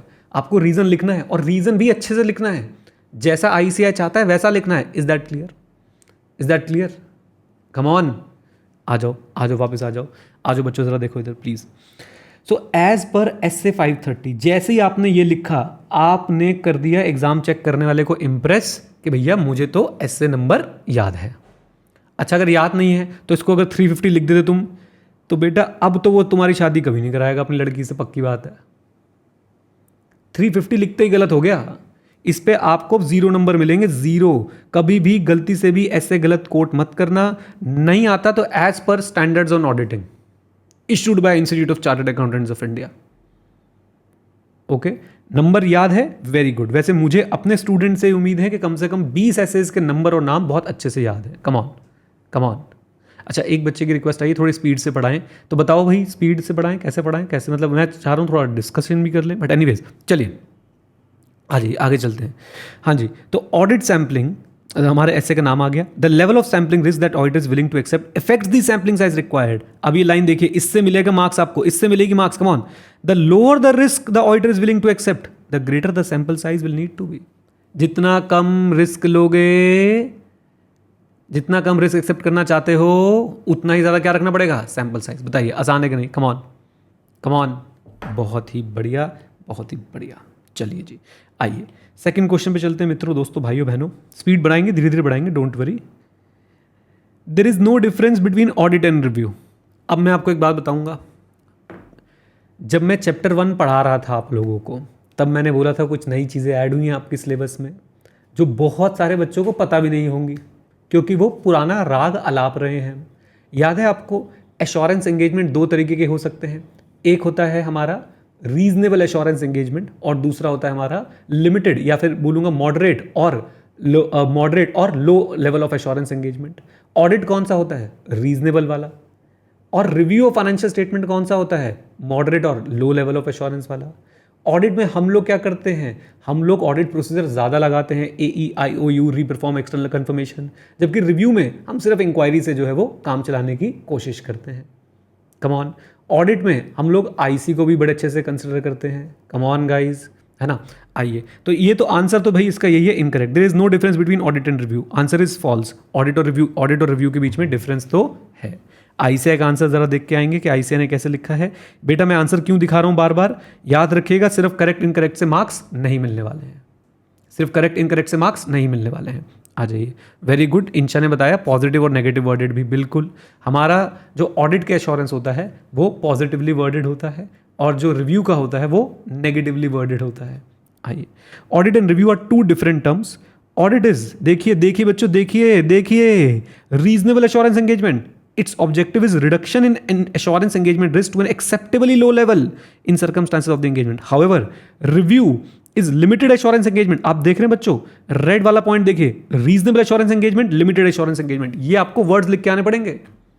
Audit is reasonable assurance engagement, review is limited assurance engagement, moderate or lower level of assurance, and its objective is reduction in assurance engagement risk to a level, वहां पे था एक्सेप्टेबली लो लेवल, यहां पे to a level that is acceptable in the circumstances of the engagement. Right, लीजिए sir, तो second भी हमारा सही निकला। हमारे अभी तक बच्चों 4 नंबर हो चुके हैं। आ जाओ नेक्स्ट पे चलते हैं प्लीज, नेक्स्ट पे चलते हैं प्लीज। नेक्स्ट आओ बच्चों, तुम्हें दिखाएं झांकी हिंदुस्तान की। Negative assertions encountered in the financial statement में बी एक्सप्रेस्ड और इम्प्लाइड। ये फिर वही रास्ते हैं जिन्हें लोग बाग छोड़ के चले जाते हैं। पहले तो बताओ नेगेटिव असर्शंस क्या होती है? जब मैनेजमेंट बोलती है कि ये चीज नहीं है, ये चीज नहीं है, जैसे कि there is no contingent liability, this is a negative explicit assertion. Balance sheet में बिल्डिंग गायब है, बैलेंस शीट में बिल्डिंग गायब है, बताओ, नेगेटिव इंप्लाइड असर्शन। क्या ये हमने क्लास में कवर किया है? बताइए जरा। आइए आपकी वीडियो भी रिकॉर्ड कर लो ना बेटा, साथ साथ थम्स अप देके बताएं जरा, थम्स अप देके कवर किया है कि नहीं किया है। जो थम्स अप नहीं दे रहे हैं दुष्टो, क्लास देखो, क्योंकि मुझे अच्छी तरह याद है और बहुत मेहनत करी है बच्चों इसके ऊपर हमने। क्या बोलते हो? Come on. तो इसलिए इसका आंसर क्या बोलेंगे? Negative assertion encountered may be expressed और implied. Come on, yes or no? Yes, correct. और एग्जाम्पल कौन से देंगे? अरे वही एग्जाम्पल जो क्लास में थे, वही एग्जाम्पल जो भी डिस्कस करे. नेगेटिव असर्शन एक्सप्लिसिट भी हो सकती है, इम्प्लिसिट भी हो सकती है. There is no contingent liability is a negative express in assertion. There is no building in the balance sheet, तो इसका मतलब नेगेटिव इम्प्लाइड नेगेटिव है. कम ऑन, कम ऑन, आ जाइए. आईसीआई का आंसर पढ़ते हैं. मैं फिर बोल रहा हूं, अगर आप ट्रू फॉल्स का आंसर पढ़ के अपना आंसर सोच के खुश हो जाते हो और इसी बेसिस पे आप अपने पेपर दे के आते हो, तो भाई साहब गलत फहमी है आपके जीवन की. आपको आंसर लिखना भी आना चाहिए. आइए. So correct. Negative assertion are also encountered in financial statement in the same way and the same may be express or implied. पहली लाइन कहां से उठा ली? क्वेश्चन से. पहली लाइन कहां से उठा ली? क्वेश्चन से. For example, if it is stated that there is no contingent liability, it would be an express negative assertion. On the other hand, in the balance sheet, there is no item as building. It would be an implied negative assertion that the entity did not own any building on the balance sheet date. क्या बोलती public? क्या बोलती public? Public लिख के practice करेगी कि नहीं करेगी? बिल्कुल बिंदास. अच्छा, इनकरेक्ट. अगला आंसर क्यों पढ़ रहा हूं मैं? भी पहले चलते हैं, क्वेश्चन पढ़ ले. मैं भावुक हो गया था. अगला question. Development of an audit plan is important before establishment of overall audit strategy to address various matters. मैं जा रहा हूं, तुम लोग देख लेना, संभाल लेना. पहले क्या बनता है? Audit strategy. उसके बेसिस पे क्या बनता है? Audit plan. ये कह रहे हैं कि audit plan is important before establishment of overall audit strategy. मन नहीं करता कोहनी मार के गिरा दो इनको. आंसर क्या है? जल्दी बताओ. करेक्ट और इनकरेक्ट? करेक्ट और incorrect? Come on. Incorrect. Reason पढ़ लें जल्दी से. हाँ सर, चलो रीजन भी दिखाओ हमें. हाँ बेटा. So same. पहले तो ये देखिए, जहां ऐसे आ रहा है, क्या हमें वहां पे ऐसे का नाम और नंबर कोट करना चाहिए? कम ऑन, यस और नो? यस. और उसके बाद बच्चों सेम लाइन आपकी बुक में है. The auditor shall establish overall audit strategy that sets the scope, timing and direction of the audit. And सबसे इंपॉर्टेंट लाइन इस आंसर के लिए, that guides the development of an audit plan. Once the overall audit strategy has been establish, audit plan को हम develop कर सकते हैं to address various matters identified in the overall audit strategy, taking into account the need to achieve the audit objective through efficient use of auditors resources. That's it. Come on, come on. Answer लिख के practice करिएगा. आपके जो भर भर के mock test होते हैं उन्हें दीजिए. जो भी दे पा रहे हैं उन्हें दीजिए. सिर्फ पढ़ाई कीजिए, मॉक टेस्ट दीजिए, पेपर दे के आइए. 3 स्टेप्स हैं. आ जाओ. किशु बाबू बात करेंगे थोड़ी देर में. आ जाओ जी, नेक्स्ट मुद्दे पे चलते हैं. नेक्स्ट हमारे पास क्या है? An oh wow an unexplained decrease in GP ratio में result due to fictitious asset. Praveen Sharma sir को फ़ोन लगाता हूँ, ज़रा पूछा जाए ज़रा अकाउंट्स के बारे में कुछ. बताओ दोस्तों. अनएक्सप्लेन्ड डिक्रीज है जीपी रेशियो में result due to fictitious sales. अच्छा, जीपी का फॉर्मूला क्या होता है? जीपी का फॉर्मूला क्या होता है? रेवेन्यू यानी सेल्स माइनस परचेज प्राइस, ऐसे कुछ होता है. कम ऑन, यस और नो? जीपी रेशियो का फॉर्मूला. जीपी का फॉर्मूला क्या होता है मुझे बताओ. ग्रॉस प्रॉफिट कैसे निकलता है? हाँ, sales less cost of goods sold. बिल्कुल ठीक, बहुत बढ़िया. अब जरा सुनिए, कह रहे हैं फिक्टिशियस. अच्छा, फिक्टिशियस सेल क्या होती है? जिस बच्चे को इसमें डाउट आ रहा है बेटा, इसमें अंग्रेजी की दिक्कत है, कॉन्सेप्ट की दिक्कत नहीं. फिक्टिशियस का मतलब क्या होता है?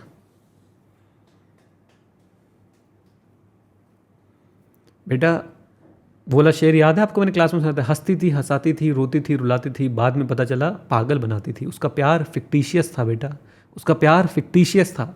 अब देखो कैसे याद रहेगा. नकली, फेक, ठीक है ना, नॉट रियल. हाँ, अब देखो, अब लड़कों की लाइन लग गई है, सारे बता रहे हैं एकदम खुल खुल के. हाँ लड़कों, यही है. तो सुनिए ज़रा, अगर मैं सेल ज़्यादा दिखाऊंगा तो इससे मेरा जीपी रेशियो क्या होगा? बढ़ेगा कि घटेगा? अगर मेरी सेल ज़्यादा होगी तो.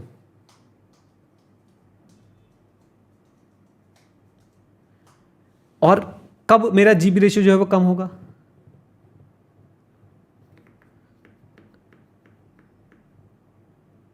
जब मैं एक्सपेंसेस ज़्यादा दिखाऊंगा. कम ऑन, यस और नो? कॉग्स जब मेरी ज़्यादा होगी, COGS cost of goods sold. कायदे से यहां पे होना चाहिए था कि सेल प्राइस, बट कोई बात नहीं. आ जाओ देख लेते हैं आंसर इनका. A fictitious sale will increase the GP ratio instead of what? Come on tell me. Decreasing it. GP ratio normally comes down if there are unrecorded sales or reversal of fictitious sale entry recorded in the previous year or fictitious purchase or decrease in closing stock. बच्चों जीवन के मजे लेने हैं, बताओ जीवन के मजे लेने हैं इस क्वेश्चन से, जल्दी बोलो।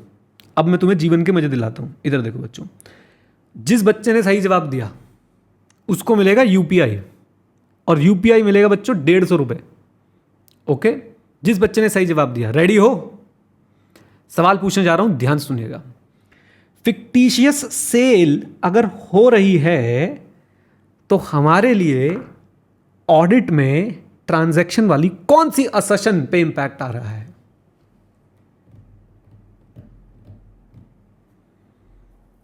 क्या बात है, पहला जिसने आंसर दिया एकदम गोली की तरह जो इम्पैक्ट, उसका बिल्कुल सही आंसर दिया उसने, और उसका नाम है इंशा, इंशा इब्तिशाम। बहुत ही बढ़िया, बहुत ही बढ़िया। अभी मैं आंसर नहीं बता रहा हूं, दूसरा क्वेश्चन पूछ रहा हूं। एक और क्वेश्चन, 150 रुपए का यूपीआई दाव पे बच्चों, ऑन द स्पॉट यूपीआई दिया जाएगा। एक और सवाल है, तैयार हो? फिक्टिशियस वाला खत्म हो गया, अब सुनो, अब सुनो। अनरिकॉर्डेड सेल्स अगर है, अनरिकॉर्डेड सेल्स अगर है तो कौन सी असर्शन में इंपैक्ट आता है? ओके ओके,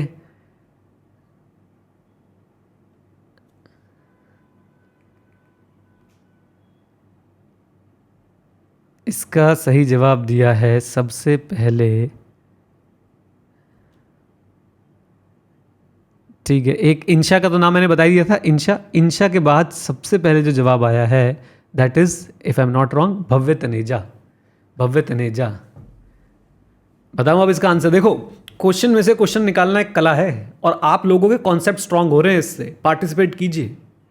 आप मुझे बताइए। अच्छा, और डिस्कशन करूं थोड़ा सा, या रुक जाऊं? जल्दी, जैसे आप बोलोगे करूं थोड़ा सा। हमारे पास असर्शंस को हमने 3 लेवल बांट रखा है, account balance, transaction, presentation, disclosure. Transaction में कितनी असर्शन होती हैं? OC, ACC, come on, OC, ACC, occurrence, completeness, accuracy, cut off, और एक ओसी, एसीसी, एक सी मिसिंग है नलायको, कट ऑफ बोल दिया मैंने, क्लासिफिकेशन, क्लासिफिकेशन, राइट। अब जरा ध्यान सुनिएगा, जब मैं बोल रहा हूं कि फिक्टिशियस सेल है, फिक्टिशियस सेल यानी वो चीज रिकॉर्ड कर ली जो अकर नहीं हुई। Hello, hello.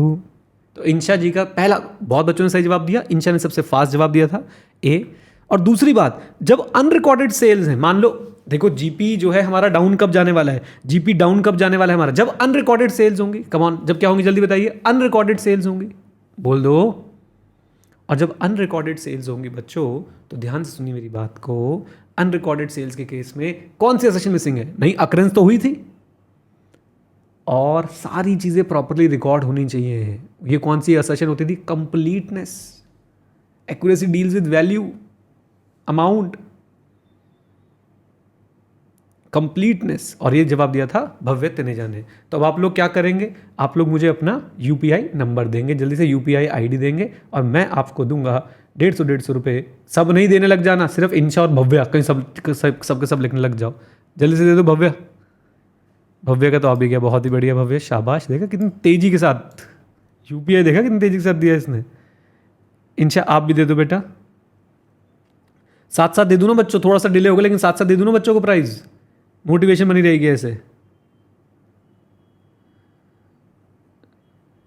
टू बैंक और UPI ID, UPI ID, add UPI ID, paste. लो जी, Bhavya Taneja, confirm. I hope मुझे अपना पिन कोड याद है यूपीआई आईडी का। Fail to add UPI ID, ऐसा क्यों भाई?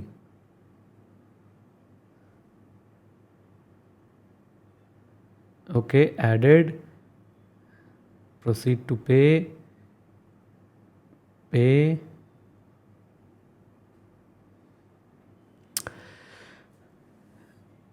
हाँ जी भव्य जी, आपके पास पहुंच चुके हैं, आपका बैलेंस आप चेक कर सकते हैं। इंशा आपने बेटा अपना यूपीआई आईडी नहीं बताया, थोड़ी देर में बता दीजिएगा, आपके पास भी पहुंचा दी जाएंगे। लो भाई, चलें। मज़ा आया कि नहीं आया इस क्वेश्चन में, ये बताओ तुम। Come on. ये क्वेश्चन बच्चों ऐसे ही क्वेश्चंस हैं जो एक्चुअली ना आपको ना थोड़ा डिटेल में जाना चाहिए इनकी। और सोचो मैं यही बात बोल देता कि भाई इसी को मैं क्वेश्चन बना सकता हूँ ना, a fictitious sale has taken place or a fictitious sale has been recorded in the books of accounts, okay, which और हम बोलते हैं फिक्टिशियस सेल जो है वो रिकॉर्ड हो गई है एंड द मैनेजमेंट और the auditor is saying that cut off assertion has been effected. तो अब क्या बोलते हैं, करेक्ट इनकरेक्ट में क्या बोलते हैं? प्राइमा फेसी इसमें कट ऑफ नहीं होता, प्राइमा फेसी इसमें क्या होता? प्राइमा फेसी बच्चों इसमें होती occurrence. Is that clear? Come on, बात समझ आई कि नहीं? बोलो, आ जाओ आ जाओ। नेक्स्ट क्वेश्चन पे चलते हैं बच्चों, नेक्स्ट क्वेश्चन पे चलते हैं, तभी तो बोलते हूं ऑडिट इज लव। नेक्स्ट देखें, an auditor has to report on the matter specified in 143 subsection 1 of the Companies Act 2013। लीजिए बहुत ध्यान से पढ़िएगा बच्चों, बहुत शार्प क्वेश्चन है। An auditor has to report on the matter specified in 143(1) of the Companies Act 2013। देखो अगर यहाँ पे 143(3) लिखा होता तो अभी ये भी एनालाइज करना है, 143(3) होता तो भाई साहब करेक्ट होता। 143(1) पे तो तभी बोलेंगे जब कुछ दिक्कत है। कम ऑन कम ऑन, जब हमारे पास कोई प्रॉब्लम नहीं है तो 143(1) पे कुछ रिपोर्ट ही नहीं करते। लेकिन 143(3) हमने क्या क्लास में कंपनीज की बैलेंस शीट्स वगैरह देखी थी, कंपनी के ऑडिट रिपोर्ट्स देखे थे, कम ऑन, उसके अंदर 143(3) हमेशा दिखता था। हाँ आ जाइए प्लीज प्लीज प्लीज प्लीज। चलिए तो इसका आंसर देखते हैं, सिक्स्थ वाले का, सिक्स्थ वाले का आंसर, सिक्स्थ वाले का आंसर लो जी।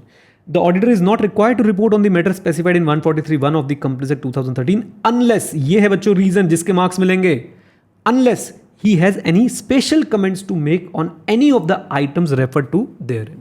ये लाइन जरूर लिख के आनी है। So auditor is not required to report unless he has any special comments to make on any of the items referred to therein, okay। If he is satisfied as a result of the inquiries, he has no further duty to report if he is so satisfied. However, the auditor should make the report to the members in case he finds any of these matter in adverse। बात वही है, unless he has some special comments to make on items referred to therein above। बस उसको आगे फैला दिया कि अगर वो satisfied है, अगर वो satisfied है अपनी इंक्वायरीज से, then there is no duty to report, right। However, अगर ऑडिटर को लगता है कि भाई साहब कुछ एडवर्स है तो उसे रिपोर्ट करना पड़ेगा। ठीक है जी, easy easy guys, come on, आ जाओ जी। नेक्स्ट पे चलते हैं बच्चों, मजा आ रहा है कि नहीं आ रहा है करेक्ट इनकरेक्ट करने में, तुम ये बता दो मुझे। आओ जी अगला क्वेश्चन पढ़े। ये तो ना मतलब एक्चुअली में मुझे ऐसा लगता है कि 5वीं क्लास के बच्चों को ऑडिट पढ़ा दूं ना मैं तो वो भी कर देगा इसका जवाब। There is an inverse relationship between detection risk and the combined level of inherent risk and control risk. बता दीजिए, अंडरस्टैंडिंग से बता रहे हो कि सिर्फ रट्टे से बता रहे हो बेटा? अंडरस्टैंडिंग है कि नहीं है? आओ। Audit risk is the risk that auditor will express an inappropriate opinion when the financial statements are materially misstated. Come on. Audit risk can be divided into two parts. Risk of middle misstatement and detection risk. Risk of middle misstatement can be further divided into two parts. Inherent risk and control risk. Inherent risk and control risk. Auditor cannot control it. Auditor can only assess it.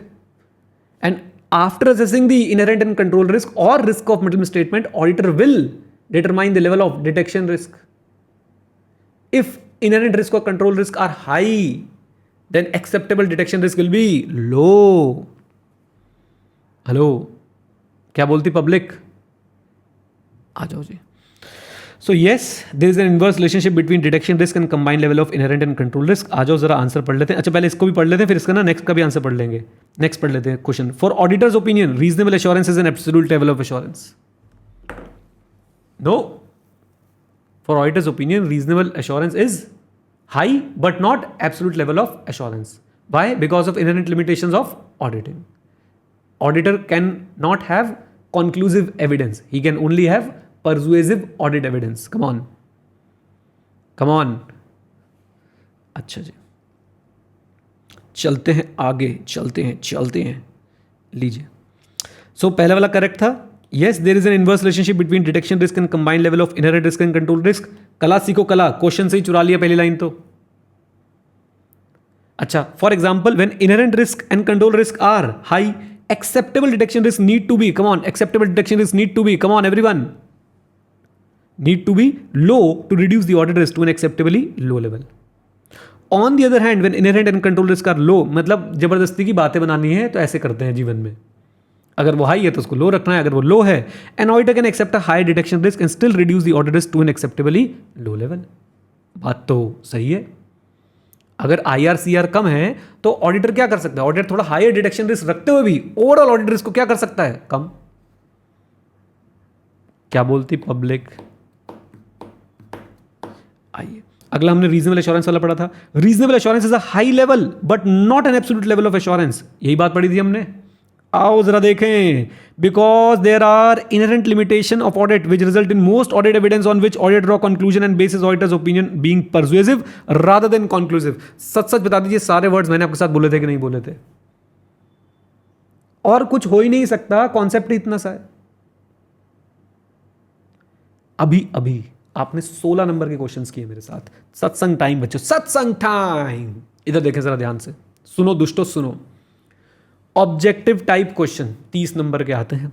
30 में से बच्चे minimum 20 लेके आ रहे हैं, फिर भी audit में fail हो जा रहे हैं. क्यों? क्योंकि भाई डिस्क्रिप्टिव में ICI है ना, उनको टकाटक लगाया जा रहा है. और अगर आपने डिस्क्रिप्टिव में जीतना है तो मैं आपको एक तरीका बता रहा हूं, बहुत ध्यान से सुनिएगा, बहुत ध्यान से. Read as much answers of ICI, RTP, suggested answer and mock test papers and try to match your answers structure with them. मैं आपको सिर्फ करेक्ट इनकरेक्ट बुलवा के छुड़वा सकता था. आप भी खुश होते हो, भाई ने आज 8 ट्रू फॉल्स कर लिए. मैं भी खुश होता है, जल्दी निपट के चलो घूमने चलते हूँ. लेकिन बेटा रीडिंग मैंने इसलिए करवाई है कि आपको पता चले आपको आंसर लिखना कैसे है. और मैं आपको बता दूं, 3 लेवल बना लो ऑडिट में. 30 में से 20 नंबर लेना बहुत आसान. उसके बाद इस 14 में से आपको 8 करेक्ट इनकरेक्ट आते हैं, उसमें से 7 करने होते हैं आपको. Come on.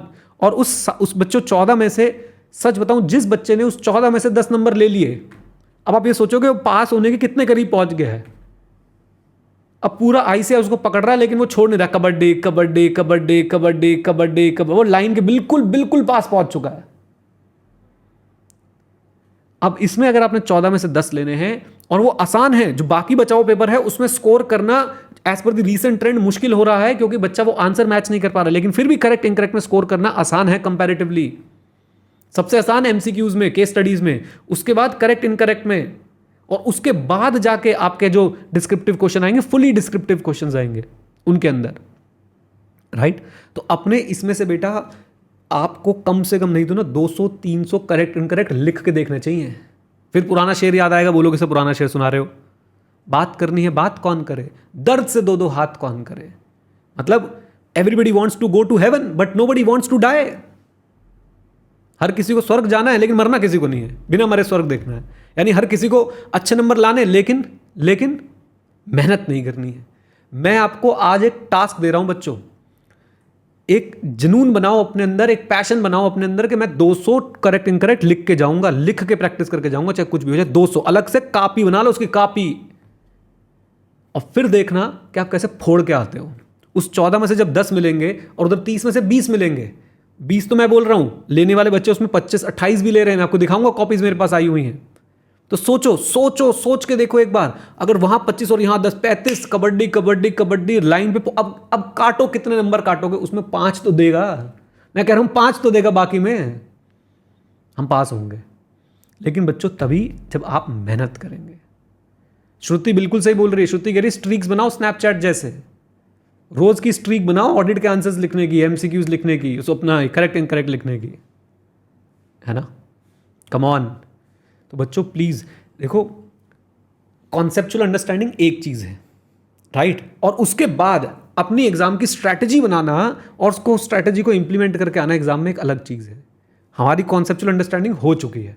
Now we must have a strategy जिससे हम पास. और स्ट्रैटेजी यही है कि भाई साहब हमारे जो केस स्टडी और MCQ हैं उसमें जितने मार्क्स स्कोर करने की कोशिश कर सकते हैं उतने मार्क्स स्कोर करेंगे. उसमें 30 में से मैं बोलता हूं 30 लाओ यार, 29 लाओ, 28 लाओ. उसमें तो मार्क्स कटने ही नहीं चाहिए. उसमें सही हो तो सही है, कोई कुछ गलत नहीं कर सकता, कंप्यूटर ने चेक करना है.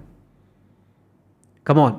फिर आते हैं करेक्ट इनकरेक्ट, इसमें भी पूरी कोशिश करेंगे और वो कोशिश तभी कामयाब होगी जब आप 200-250 करेक्ट इनकरेक्ट लिख के देखोगे। ओके, और वो भी आईसीआई से हल्का हल्का मैच करा के चलते रहना। और उसके बाद आते हैं हमारे पास डिस्क्रिप्टिव क्वेश्चंस, उसमें भी बच्चा स्कोर कर पाएगा, क्योंकि मेरी उसमें क्या उम्मीद है, जो आपका बचा हुआ पोर्शन है, सोचो उसके अंदर आपके पास जो है डायरेक्ट क्वेश्चंस की अगर मैं बात करता हूं, अगर वो 20-25 नंबर के भी डायरेक्ट क्वेश्चन आ गए, डायरेक्ट क्वेश्चन कैसे होते भी मैं दिखाऊंगा आपको, 20-25 नंबर के भी डायरेक्ट क्वेश्चन आ गए, सिर्फ 20-25 नंबर के, बाकी सब आईसीआई ने इतने टफ क्वेश्चन बनाए कि कोई नहीं कर पा रहा। लेकिन उस 20-25 में डायरेक्ट क्वेश्चन में बच्चों अगर आपने 60% मार्क्स भी स्कोर कर लिए तो भी आप पास हो रहे हो। क्या बोलती पब्लिक? Come on. तो ये स्ट्रैटेजी अपने माइंड में रख के चलो। और मैं ये नहीं कह रहा कि अपने अच्छे नंबर नहीं लाने तो हमने, देखो मैक्सिमम पे तो कोई लिमिट ही नहीं है ना, मिनिमम तो तय करके चले भैया, पास होना है। Is that clear? Come on.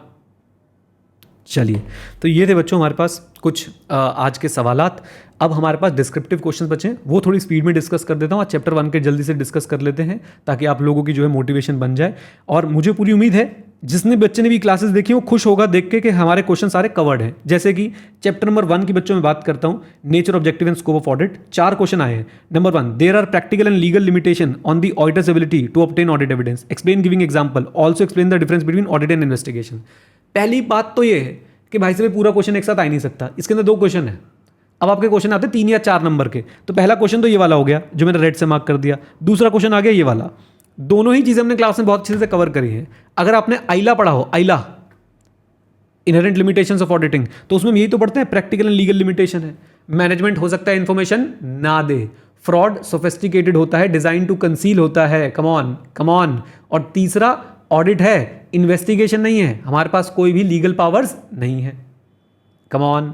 इसी को बच्चों देखो फिर से वही बात, मैंने आपको ये कवर करा रखा है। अब मेरी आपसे उम्मीद है कि आप इसे रीड करेंगे अच्छे से। मैंने आपको पहले तो मुझे बता दीजिए क्लास में क्या ये कवर्ड है टॉपिक या नहीं। हर टॉपिक का देखो क्लास में कवर्ड है, अच्छा अब आपकी जिम्मेदारी है उसको रीड करना। एक बार देखिए, एक फास्ट रीडिंग दे रहा हूं, जरा साथ में जुड़िएगा। There are practical and legal limitation on the auditors ability to obtain audit evidence, question से उठा लिया। For example, there is a possibility that management, keywords management may not provide the complete information, हो सकता है intentionally, हो सकता है unintentionally, that is relevant for preparation and presentation of financial statement or that has been requested by the auditor। तो पहली practical और legal limitation क्या है? हो सकता है मैनेजमेंट इंफॉर्मेशन ही ना दे। क्या बोलती पब्लिक? याद आ रहा है आपको? अच्छा, इनहेरेंट लिमिटेशन 4 याद है ना, nature of financial reporting, nature of auditing, यही तो था उसके अंदर, प्रैक्टिकल एंड लीगल लिमिटेशंस। अच्छा, दूसरा कीवर्ड क्या है? फ्रॉड की ये वर्ड मैंने तुमको अच्छे तरह से रटवा रखे हैं, अच्छे तरह से बता दो। Sophisticated, carefully organise, design to conceal. और ऑडिट ब्रोसर हो सकता है कि भाई साहब, ऑडिट ब्रोसर हो सकते हैं कि इनइफेक्टिव हो जाएं for detecting unintentional misstatement. Example में कॉल्यूजन का मतलब समझा रखा है मैंने आपको, मिली भगत। अगर कॉल्यूजन हुई है तो हो सकता है कि भाई ऑडिटर उसको डिटेक्ट ना कर पाए। और लास्ट में जाते जाते ऑडिटर की ना ही ट्रेनिंग हुई है और ना ही उसे एक्सपेक्ट करना चाहिए to be an expert in authentication of the documents. And finally हमारे पास क्या आया कि भाई साहब ऑडिट ऑफिशियल इन्वेस्टिगेशन तो है नहीं, राइट? ऑडिटर के पास कोई लीगल पावर्स नहीं है जैसे कि सर्च एटसेट्रा, जो कि जरूरी होते हैं इन्वेस्टिगेशन के लिए। अच्छा, difference between audit and investigation, ये तो और भी बढ़िया है, और भी आसान है। देखिए कीवर्ड्स मार्क कर रहा हूं। इन्वेस्टिगेशन क्या है? Critical examination for special purpose. अगर फ्रॉड का सस्पेक्ट है तो आप इन्वेस्टिगेशन करवाते हो ये जानने के लिए कि फ्रॉड हुआ था या नहीं हुआ था तो किसने किया था। Come on. फिर ऑडिट क्या है? ये लाइन तो आपको दिलो दिमाग में बसी हुई है। ऑब्जेक्टिव ऑफ ऑडिट क्या है? To obtain reasonable assurance that whether financial statement as a whole are free from middle misstatement whether due to fraud or error and thereby enabling the auditor to express an opinion. ये line तो रटी हुई है पक्का। अच्छा, तीसरे में क्या बोला है? तीसरे में बहुत इंपॉर्टेंट बात, ऑडिट कभी भी प्री कंसीव नोशन के साथ शुरू नहीं होता। इन्वेस्टिगेशन प्री कंसीव नोशन के साथ शुरू होती है कि गड़बड़ है। ऑडिटर कहता है साहब जो है वो बता रखा है तो मैं ओके हूं, अगर गड़बड़ भी है तो बता दो, मुझे उसमें कोई दिक्कत नहीं है, जो हो रहा है वो दिखना चाहिए। क्या बोलती पब्लिक? आ जाइए। तो कभी भी ऑडिट प्री कंसीव नोशन के साथ शुरू नहीं होता about wrongdoing or some wrong having been committed. The auditor seeks to report what he finds in normal course of examination of account. It is quite possible, अब ये line बहुत important है, it is quite possible कि कभी कभी investigation will get triggered because of audit. मतलब auditor की एक फाइंडिंग है, उसने मैनेजमेंट को बताई, मैनेजमेंट उस पर क्या करवा सकती है? इन्वेस्टिगेशन। कम ऑन, लीजिए, so however it is quite possible that sometimes investigation result from prima facie finding of the auditor. It may happen that auditor has given some findings of serious concern. Such findings may prompt for calling and what? Investigation. जी हाँ भाई और बहनों, बताइए। Done.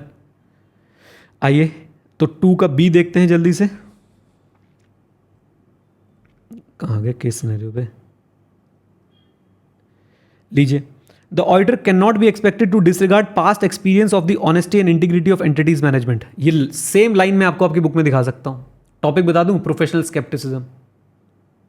The auditor can not be expected to disregard past experience of honesty and integrity of entity's management and those charge with governance. Nevertheless, a believe that management and those charge with governance are honest and have integrity does not relieve the auditor of need to maintain professional scepticism.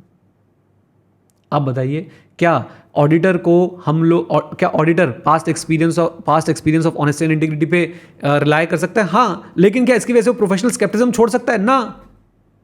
पूरा बच्चों अगर आप इसको answer को पढ़ेंगे, एक बार please read कीजिएगा, पूरा का पूरा प्रोफेशनल स्केप्टिज्म वाला टॉपिक यहाँ पे डिस्कस्ड है। और आपको इतना बड़ा आंसर नहीं लिखना होगा, आप यहाँ तक भी लिख देंगे तो चलेगा। ये इन्होंने एक्स्ट्रा एफर्ट किया है। एक्स्ट्रा एफर्ट क्यों किया है? क्योंकि आरटीपी में आंसर कैसे डालने हैं, कहीं से भी कॉपी पेस्ट करके डाल दिया। आपके लिए क्वेश्चन कितने नंबर का आएगा? 3 या 4 का। अब 3 या 4 के लिए एक बार आप घर बैठ के लिखना है कितने पेज में आ रहा है आपके लिए। 2-3 पेज भर दोगे तुम लोग इसके, राइट। अगर आप यहां तक पढ़ के देखें तो देखिए, प्रोफेशनल स्केप्टिसिज्म में क्या होता है? बीइंग अलर्ट, किस किस के लिए? ऑडिट एविडेंस, इंफॉर्मेशन जिससे रिलायबिलिटी ऑफ डॉक्यूमेंट्स पे क्वेश्चन आ रहा है, कंडीशन जिससे फ्रॉड की तरफ इशारा हो रहा है, सर्कमस्टांसेस जिससे ऐसा लग रहा है कि अभी और ऑडिट प्रोसेस लगाने हैं। फिर प्रोफेशनल स्केप्टिसिज्म क्यों जरूरी है? हम लोग ओवरलुक ना कर जाएं, ओवर जनरलाइज ना कर जाएं, इनएप्रोप्रिएट असम्पशन यूज ना कर लें। बुक खोल के देखें, सारी चीजें मिलेंगी आपको, A to Z सारी चीजें मिलेंगी। Is that clear? आ जाइए, आइए नेक्स्ट क्वेश्चन देखते हैं। 2B हमने देख लिया, 2C पे चलते हैं बेटा। मैं फिर 3A पे चलते हैं बेटा। बात सुनो ध्यान से, डिस्क्रिप्टिव क्वेश्चंस आपने करने कायदे से, मैं बस दिखा रहा हूं कि हमारा कॉन्फिडेंस पूरा होना चाहिए इसके ऊपर। आइए next part. The firm should establish policy and procedure design to provide it with reasonable assurance that it has sufficient personal with capability, competence and commitment to ethical principles. Explain stating clearly personal issues address by such policy and procedure. ऐसे 220 human resource लेना, हम भी CA हैं, come on, याद आता है? और क्या थी वो पॉलिसीज? लीजिए sir, as it is book से मैच करते चलिए, एज इट इज बुक से मैच करते हुए चलिए प्लीज।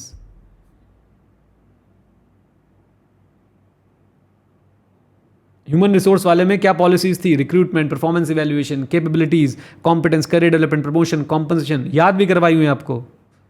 CCC वाला आंसर। आइए नेक्स्ट पे चलते हैं मित्रों। An auditor who before the completion of engagement is requested to change the engagement to one which provides lower level of assurance should consider appropriateness of doing so. Explain the circumstances which may contribute towards a request from the client for the auditor to change the engagement. ऐसे बोलिए कौन सा? 210। Very good Rohan, शाबाश। Topic covered है, topic covered है कि नहीं? Yes. आप एज इट इज वर्डिंग्स मिला लीजिए, मैच कर लीजिए, सब कुछ आपको वही मिलेगा जो हमने क्लासेस में पढ़ा हुआ है। प्लीज एक बार देख लीजिए, please.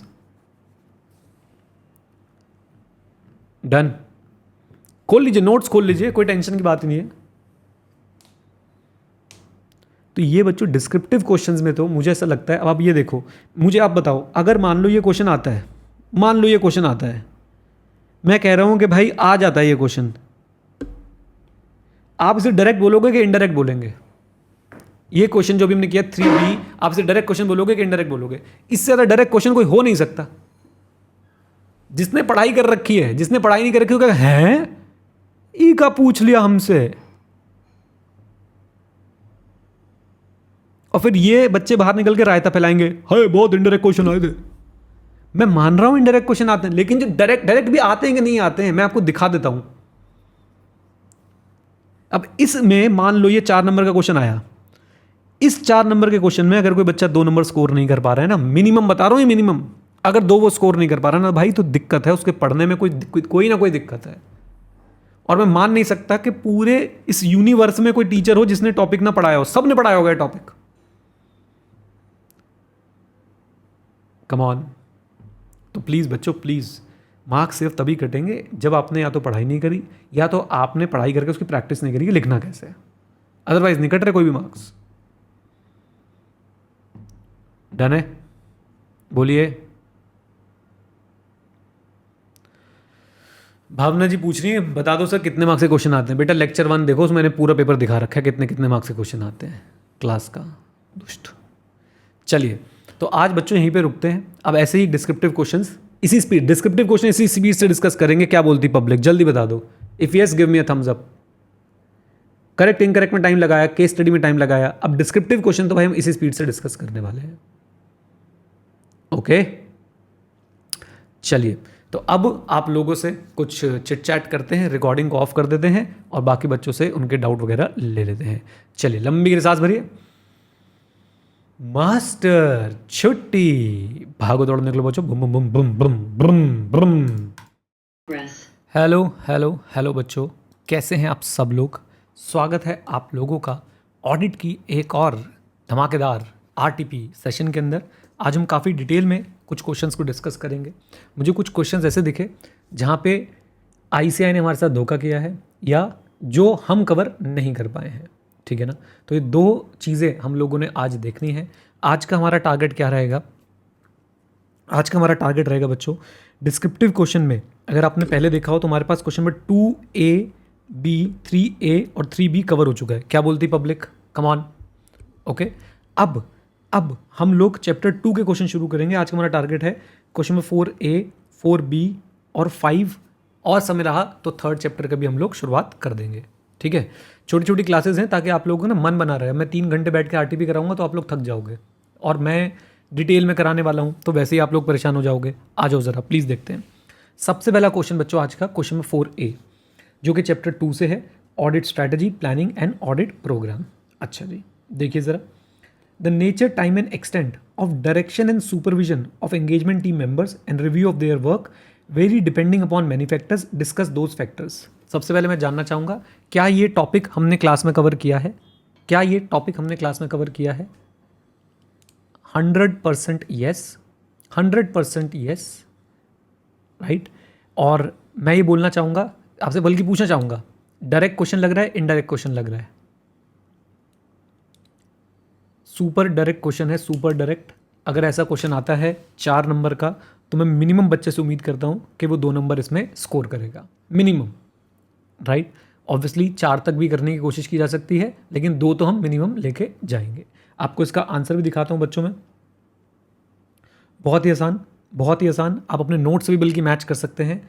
Nature, timing and extent of direction and supervision of engagement team and review of their work vary depending on many factors including, ये 4 सेम बातें आपके नोट्स में जो है वो लिखी हुई है। बस इन्होंने एक एग्जाम्पल दे दिया है तो वो तो आपको पता ही है। अगर रोमम ज़्यादा निकलेगा तो भाई साहब हमारा डायरेक्शन, सुपरविजन और रिव्यू भी ज़्यादा होगा, अदरवाइज वो कम होगा। कम ऑन, क्लास में हमने बात डिस्कस करी भी हुई है। So this is a direct question. अब मैं इस पे तो समय नहीं लगाऊंगा, क्लास में भी कवर्ड है, डायरेक्ट क्वेश्चन है, so why to waste our time. आइए नेक्स्ट क्वेश्चन में चलते हैं बच्चों। नाउ दिस क्वेश्चन, ये क्वेश्चन मुझे ऐसा लगता है कि आईसीआई ने कहीं ना कहीं हमारे साथ धोखा किया है। ये वाला है क्या? नहीं, ये वाला भी नहीं, ये तो बहुत आसान है, ये भी बहुत आसान है। जब धोखे वाला आएगा बताऊंगा। Explain what do you mean by documentation of audit plan. अच्छा ये ना बच्चों पता क्या है, ये क्वेश्चन डरा रहा है आपको। What do you mean by documentation of audit plan? In simple words आपको बताना है कि भाई ऑडिट प्लान की जो डॉक्यूमेंटेशन होती है उसमें क्या होता है। तो ऑडिट प्लान, ज़रा ध्यान सुनिएगा, ऑडिट प्लान की जो डॉक्यूमेंटेशन होगी उसमें क्या लिखा होगा हमने? उसमें हमने यही तो लिखा होगा कि हम कौन से रैप करने वाले हैं, कौन से फैप करने वाले हैं और उनका NET. In short NET of FAP, sorry NET of RAP and NET of FAP. I hope clear है? Come on. अच्छा आगे क्या बोलते हैं? Discuss the purpose served by it and also elaborate the tools used by auditor to reflect the particular engagement circumstance. इस question को ना बच्चों में टफेस्ट कैटेगरी में डाल रहा हूं। आंसर देखोगे तो हंस के पागल हो जाओगे। मैंने बोला मैं क्वेश्चन को टफेस्ट कैटेगरी में डाल रहा हूं, मतलब बच्चों को पढ़ के समझ नहीं आएगा कि पूछ क्या रहे हैं। क्वेश्चन टफ है, आंसर आसान है। पहला पार्ट बहुत आसान था, what do you mean by documentation of audit plan. तो और डॉक्यूमेंटेशन ऑफ ऑडिट प्लान में क्या लिखा होता है? डॉक्यूमेंटेशन ऑफ ऑडिट प्लान में अगर हम ब्रॉडली देखें तो NET of RAP and FAP लिखा होता है। अच्छा, discuss the purpose served by it. अब यहाँ तक बच्चा कहता है अच्छा चलो ठीक है, ऑडिट प्रोग्राम है तो हमारा प्लानिंग का प्रूफ हो सकता है, हमारे प्रोसीजर्स का प्रूफ हो सकता है, एंड ऑल्सो एलेबोरेट। यहाँ पे बच्चे की हवा टाइट होनी शुरू। And also elaborate, come on, and also elaborate the tools used by the auditor to reflect the particular engagement circumstance. यहाँ बच्चा बेहोश होकर गिर चुका है, कहता सर ये वाला नहीं आता मुझे। और मैं इसमें बच्चों से सच बताऊं, अगर ये क्वेश्चन एग्जाम में आता तो मैं ऑनेस्ट अपना ओपिनियन दे रहा हूं, बहुत सारे बच्चों को 0 मार्क्स मिलते या सिर्फ 1 मार्क्स मिलते, बहुत सारे बच्चों को, राइट। हम इसका आंसर देखेंगे। हमें इसके 2 पार्ट्स बड़े अच्छे तरीके से आते हैं। तीसरा पार्ट क्या कह रहा है, कह रहा है कि साहब ऑडिटर कैसे, मतलब इसका आंसर भी देख के आपको जाएगी, ऑडिटर कैसे अपने ऑडिट प्रोग्राम को as per the engagement updated रख सकता है। ऑडिटर कैसे अपने ऑडिट प्रोग्राम को एज पर द एंगेजमेंट, आप मुझे बताइए क्या एक ही audit program without any changes हर एंगेजमेंट के लिए, हर तरह के ऑडिट के लिए चल जाएगा क्या? मुझे इस बात का जवाब दीजिए। ये सबको पता है, ये सबको पता है, कम ऑन, हाँ या ना? अच्छा, क्या एक ही ऑडिट प्रोग्राम एक ही क्लाइंट के लिए सालों साल सेम चलता रहेगा? नहीं, उसमें भी चेंजेस लाने पड़ेंगे। तो ये आपसे यही पूछ रहे हैं, कहते हैं जी ये बताओ वो कौन से टूल्स हैं जो ऑडिटर यूज करता है to reflect the particular engagement circumstances. Answer इसका बिल्कुल ही अठन्नी चवन्नी है। मैं इसके आंसर से थोड़ा सा डिसएग्री भी करता हूं लास्ट वाले पार्ट के आंसर से, बट कोई बात नहीं, सह लेंगे थोड़ा। आई से ने लिखा है, आइए 4B। सबसे पहले documentation of audit plan is record, किसका record? Of planned NET of RAP and FAP at the assertion level in response to the assess risk. बहुत ही प्यारी लैंग्वेज। क्या होता है डॉक्यूमेंटेशन ऑडिट प्रोग्राम में? हम रिकॉर्डिंग करते हैं, किसकी रिकॉर्डिंग करते हैं? Planned NET of RAP and FAP to be applied at the assertion level in response to the assess risk. Auditor ने पहले असेस रिस्क को असेस किया था, उसके रिस्पॉन्स में उसने अपना रैप और उसके रिस्पॉन्स में उसने अपने फैप डिजाइन किए, तो उनका NET वहां पे लिख रहा है। कम ऑन, कम ऑन, लीजिए। अब पहला पार्ट क्लियर, देखो क्वेश्चन के अंदर 3 पार्ट थे। पहला part clear, what do you mean by documentation of audit plan, done. अच्छा, दूसरे पार्ट पे आते हैं। दूसरा पार्ट क्या था? Discuss the purpose served by it. अच्छा जी, it also serves as a record of proper planning of the audit process that can be reviewed and approved prior to their performance. तो basically ये क्या है? ये record है audit procedures का। Come on, it also serves as record of proper planning of the audit procedure, जिसको हम review के लिए और अप्रूवल के लिए भी यूज कर सकते हैं। फॉर एग्जाम्पल, जरा प्रैक्टिकली समझिए कि मैं मान लो कि मैं ऑडिट सीनियर हूं, आप लोग मेरा स्टाफ हो, आप हमने एक ऑडिट प्रोग्राम बनाया, उसके अंदर सारी बातें लिखी हैं कि ये वाले रैप और ये वाले फैप करने हैं। तो आप मेरे पास आए और मैंने आपको क्या कर दिया? मैंने अप्रूव कर दिया, ठीक है जी आपका ऑडिट प्रोग्राम अच्छा लग रहा है। फिर बाद में जब ऑडिट हो गया तो मैं आपके काम को रिव्यू करने के लिए भी ऑडिट प्रोग्राम का यूज कर सकता हूं। कम ऑन, यस और नो? तो it is record of proper planning of audit procedure and it can be use for review as well as approval. Come on, come on. अब बच्चों तीसरे part पे आते हैं, मतलब बिल्कुल ही मजाक हो गया। पहले तीसरा पार्ट समझिए है क्या। तीसरा पार्ट समझिए है क्या बच्चों? तीसरा पार्ट है, जरा ध्यान से देखिएगा, एलैबोरेट द टूल्स, उन टूल्स के बारे में बताइए जो ऑडिटर यूज करता है to reflect the particular engagement circumstances. पहले तो इसकी अंग्रेजी को समझ लीजिए। कह रहे हैं ये बताओ कि ऑडिटर जो है कौन से टूल्स को यूज करता है जिससे उसके ऑडिट प्रोग्राम में जो करंट जिस एंगेजमेंट पे वो है उसका सर्कमस्टांसेस झलकने लग जाए। आंसर में क्या लिखा है इन्होंने? मजाक ही कर दिया।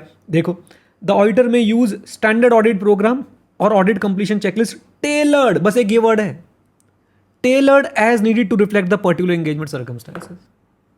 क्या आंसर हुआ ये? कहते हैं ऑडिटर जो है स्टैंडर्ड ऑडिट प्रोग्राम यूज कर सकता है और उसको टेलर कर सकता है। टेलर मतलब कस्टमाइज कर सकता है। कस्टमाइज वर्ड समझ आया? कस्टमाइज कर सकता है to reflect the need of, to reflect the particular engagement circumstances. तो मैं बहुत ज़्यादा सेटिस्फाइड तो नहीं हूँ थर्ड वाले पार्ट से, बट भाई कोई बात नहीं, सह लेंगे। 3 से 4 नंबर का क्वेश्चन आएगा। मुझे उम्मीद है कि ये दोनों तो आप पक्का पक्का आप सही लिख के आ सकते हैं। Come on. और ये वाला जो पॉइंट है इसमें बस एक ही वर्ड इंपॉर्टेंट है कि भैया ऑडिटर अपने स्टैंडर्ड ऑडिट प्रोग्राम यूज करेगा और उन्हें as per the engagement circumstance, word बोलो, as per the engagement circumstance क्या कर लेगा? टेलर कर लेगा, कस्टमाइज कर लेगा। Come on, easy.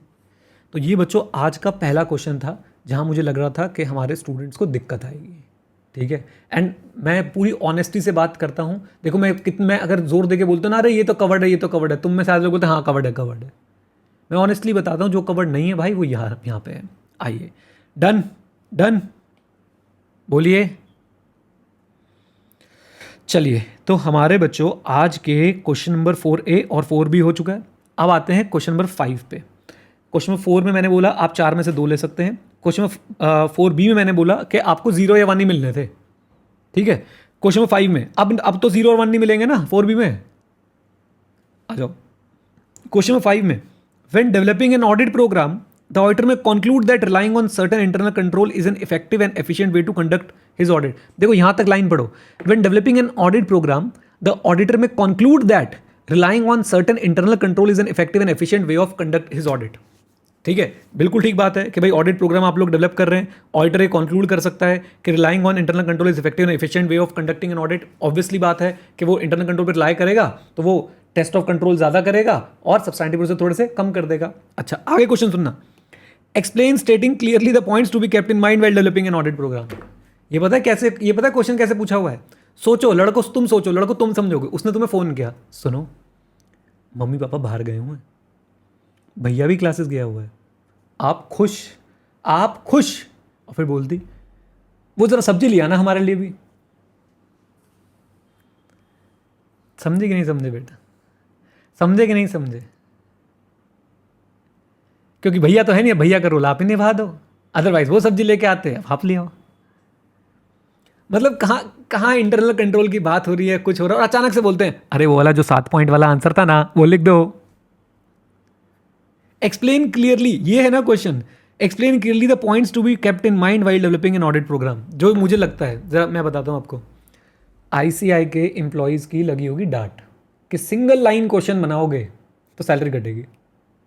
अब उन्होंने बोला यार ये बड़ी गड़बड़ है, तो उन्होंने ये देखा कि अब हम क्वेश्चन को बढ़ा कैसे सकते हैं, तो उन्होंने नए नए हथकंडे अपनाए हैं। आप ध्यान से देखो ऊपर वाली लाइन का कोई भी रेलेवेंस है क्या? अगर कोई ये पढ़ ले, explain stating clearly the points to be kept in mind while developing an audit programme, यही क्वेश्चन है। क्या क्लास में कवर्ड है? डायरेक्ट क्वेश्चन है। मैंने आपको हिस्ट्री भी बताई थी इस क्वेश्चन की, अगर आपको याद हो। पहले ICI ने इसी क्वेश्चन के 2-2, 3-3 आंसर बना रखे थे। फिर हमने जब ICI से बातचीत करा कि भैया प्लीज़ देख लो बालक कौन सा लिख के आए, तो उन्हें, मुझे तो वो ये बोलते कोई सा भी लिख के आए, लेकिन चुपके से किताब में हो गए changes. Okay, lesson number 1, updated किताबों से पढ़ो। अगर आपके पास पुराने एडिशन है आप उससे बेफालतू में कंफ्यूज होते रहोगे, प्लीज़ अपडेटेड बुक से पढ़ें। ओके, तो क्या इसमें बच्चों मैं बोल सकता हूँ अगेन, हमारा बच्चा मिनिमम 2 और अगर 4 का है तो इसमें मैक्सिमम 4 जो है वो लेके आ सकता है। मैं मिनिमम मार्क्स लाके चलता हूँ 2 आउट ऑफ 4। डायरेक्ट क्वेश्चन है, आंसर देखना चाहेंगे अपने नोट से भी मैच कर सकते हैं, ICI स्टडी मैथ से भी मैच कर सकते हैं। ये लीजिए, ये लीजिए, भूमिका बनाई हुई है ऊपर, वही क्वेश्चन से लाइन उठा के भूमिका बन जाएगी। कम ऑन, क्या बोलती पब्लिक? 3 क्वेश्चन किए हमने 12 नंबर के,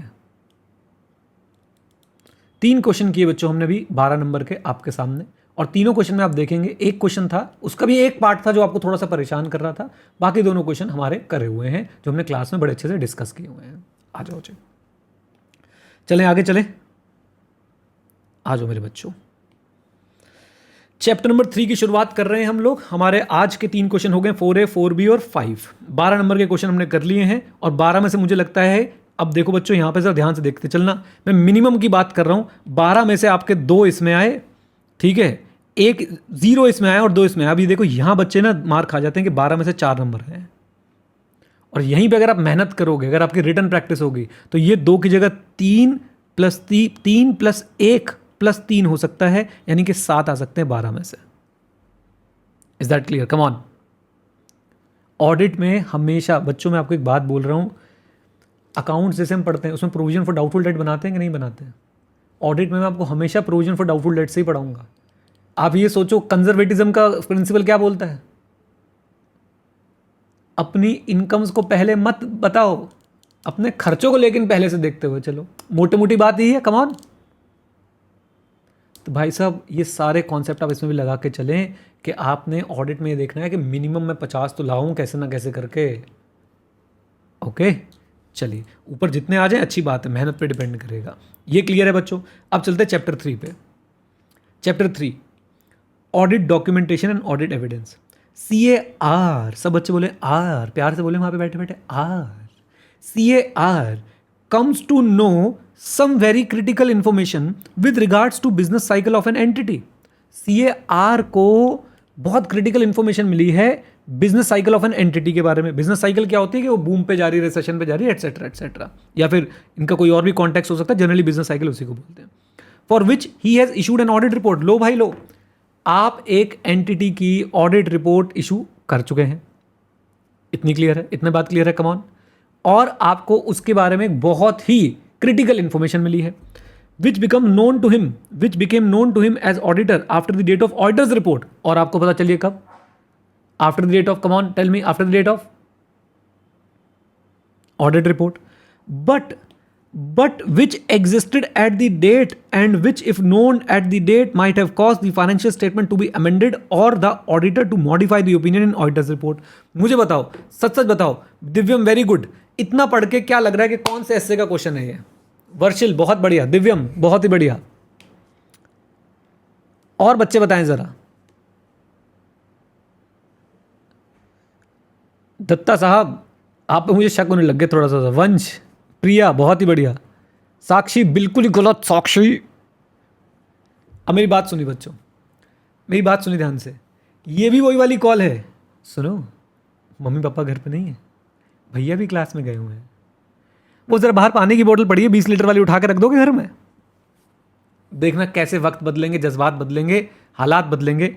ही wants to perform additional procedure to satisfy himself as an auditor what he shall document on the matters arising after the date of audit report. अब मेरा आपको एक टास्क दे रहा हूं।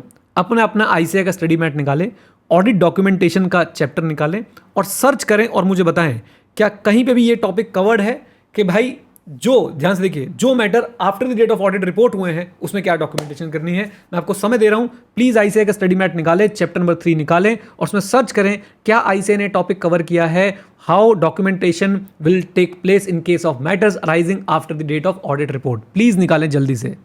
हाँ जी बच्चों, मिला? ओके, एक बच्चे ने बोला मिल गया। मैं ज़रा उसे भी देख लेता हूँ जल्दी से, जो पेज नंबर बता रहे हैं। मुझे 1 मिनट दीजिए। आईसीआई के स्टडी मैट में चलते हैं। ऑडिट फुल स्टडी मटेरियल, ठीक है, अभी बता रहा हूँ। प्रिया ने बताया पेज नंबर, ओके।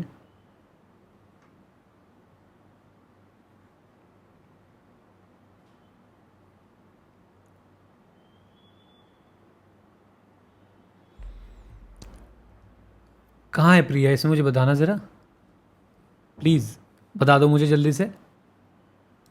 इसमें तो नहीं है। एक और जो है वो हमारे पास ऑप्शन आया है, पेज नंबर 3.7। बताइए जी कहाँ पे है? ये वाला पॉइंट इसका आंसर नहीं है, ये वाला पॉइंट इसका आंसर नहीं है। एक ने तो अलग ही बताया भाई। आ जाओ ज़रा, वहाँ पे भी चलते हैं, ज़रा होके आते हैं जल्दी से। आ जाओ। लो जी, एक भाई से मैंने बताया पेज में 3.67। बताइए डॉक्यूमेंटेशन की बातें कहाँ पे लिखी हैं? Come on. एक और आंसर आ रहा है।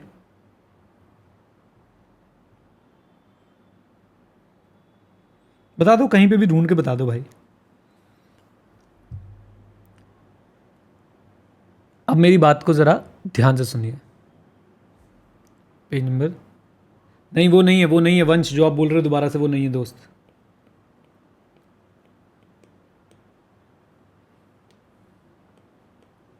मैं भी आपके साथ बैठा हूं ना, मैं भी ढूंढ रहा हूं आपके साथ बैठ के।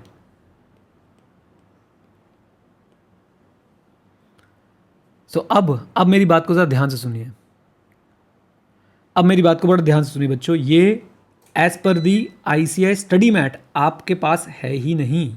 ये क्वेश्चन, ये टॉपिक एज पर दी आईसीआई स्टडी मैट कवर ही नहीं है। मैंने पूरा रिसर्च कर लिया, मैंने पूरा ढूंढ लिया। बाई चांस हो तो माफ़ कर दीजिएगा, कहीं यूट्यूब पे कोई वीडियो देखे और एक्सपोज वीडियो बना दिए। ध्यान से देखिए इस अपराधी को। नहीं बेटा, मैं जितना देख सकता था मैंने देख लिया है, मेरे हिसाब से नहीं है। अब मन में सवाल आ रहा होगा, सर ऐसे कैसे?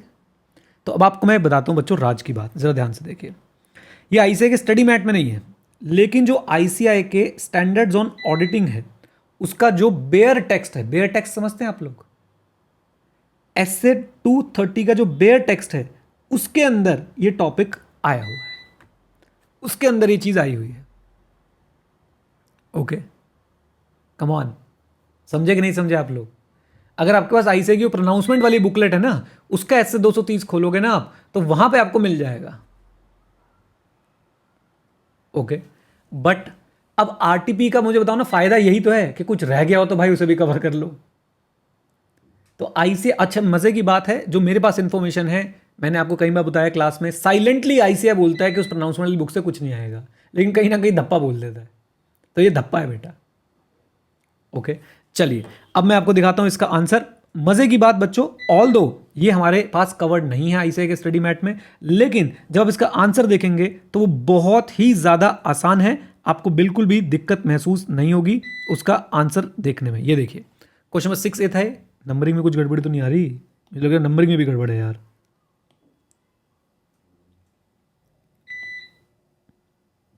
हाँ, क्वेश्चन नंबर 6 ए बच्चों, आ जाओ प्लीज। क्वेश्चन नंबर 6 ए देखें जरा।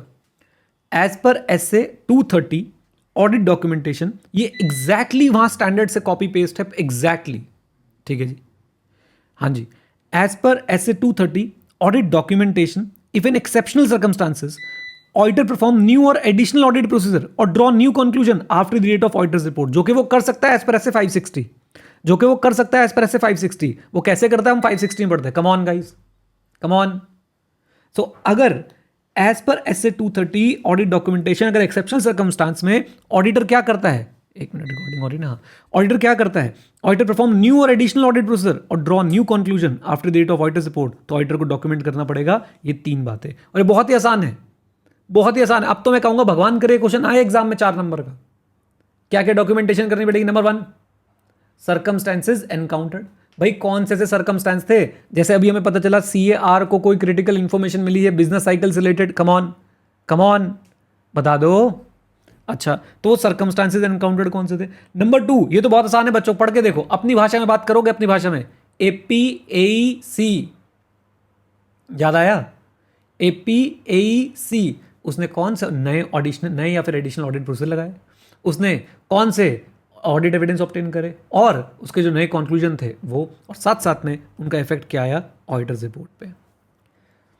बिलीव मी गाइज, आपसे पहले वाली बुक में मैंने टॉपिक कवर कर रखा था, और मैंने क्यों हटाया? क्योंकि आईसीआई की बुक में नहीं था। मुझे लगा भाई नहीं पढ़ा रहे होंगे, समझे कि नहीं समझे, लेकिन इन्होंने धप्पा बोल दिया। कोई बात नहीं, सह लेंगे थोड़ा, आ जाओ। अगर आपको कुछ पुरानी बुक्स मिल जाए ना मेरी ऑडिट की, ओल्ड कोर्स की और न्यू कोर्स की, जब बातें हो रही थी तब ये टॉपिक कवर कराया करता था मैं, बट कोई बात नहीं, आ जाओ। उसके बाद 3rd, when and whom the resulting changes or audit documentation were made and review, किसने चेंजेस किए थे और भाई किसने उसको रिव्यू किया? हाँ जी, किसने उसको चेंजेस किए थे और किसने उसको रिव्यू किया? आसान हो गया क्वेश्चन, बोलिए। अगर बच्चों ये 3-4 नंबर का क्वेश्चन अब आ जाए, 4 नंबर का, तो मैं मानूंगा कि आप इसमें फिर से 2 नंबर लेके आ सकते हैं। आसान क्वेश्चन था, आईसीए के स्टडी मैट में नहीं है, आईसीए की प्रोनाउंसमेंट बुकलेट से जो है आईसीए ने यहाँ पे लिखा है।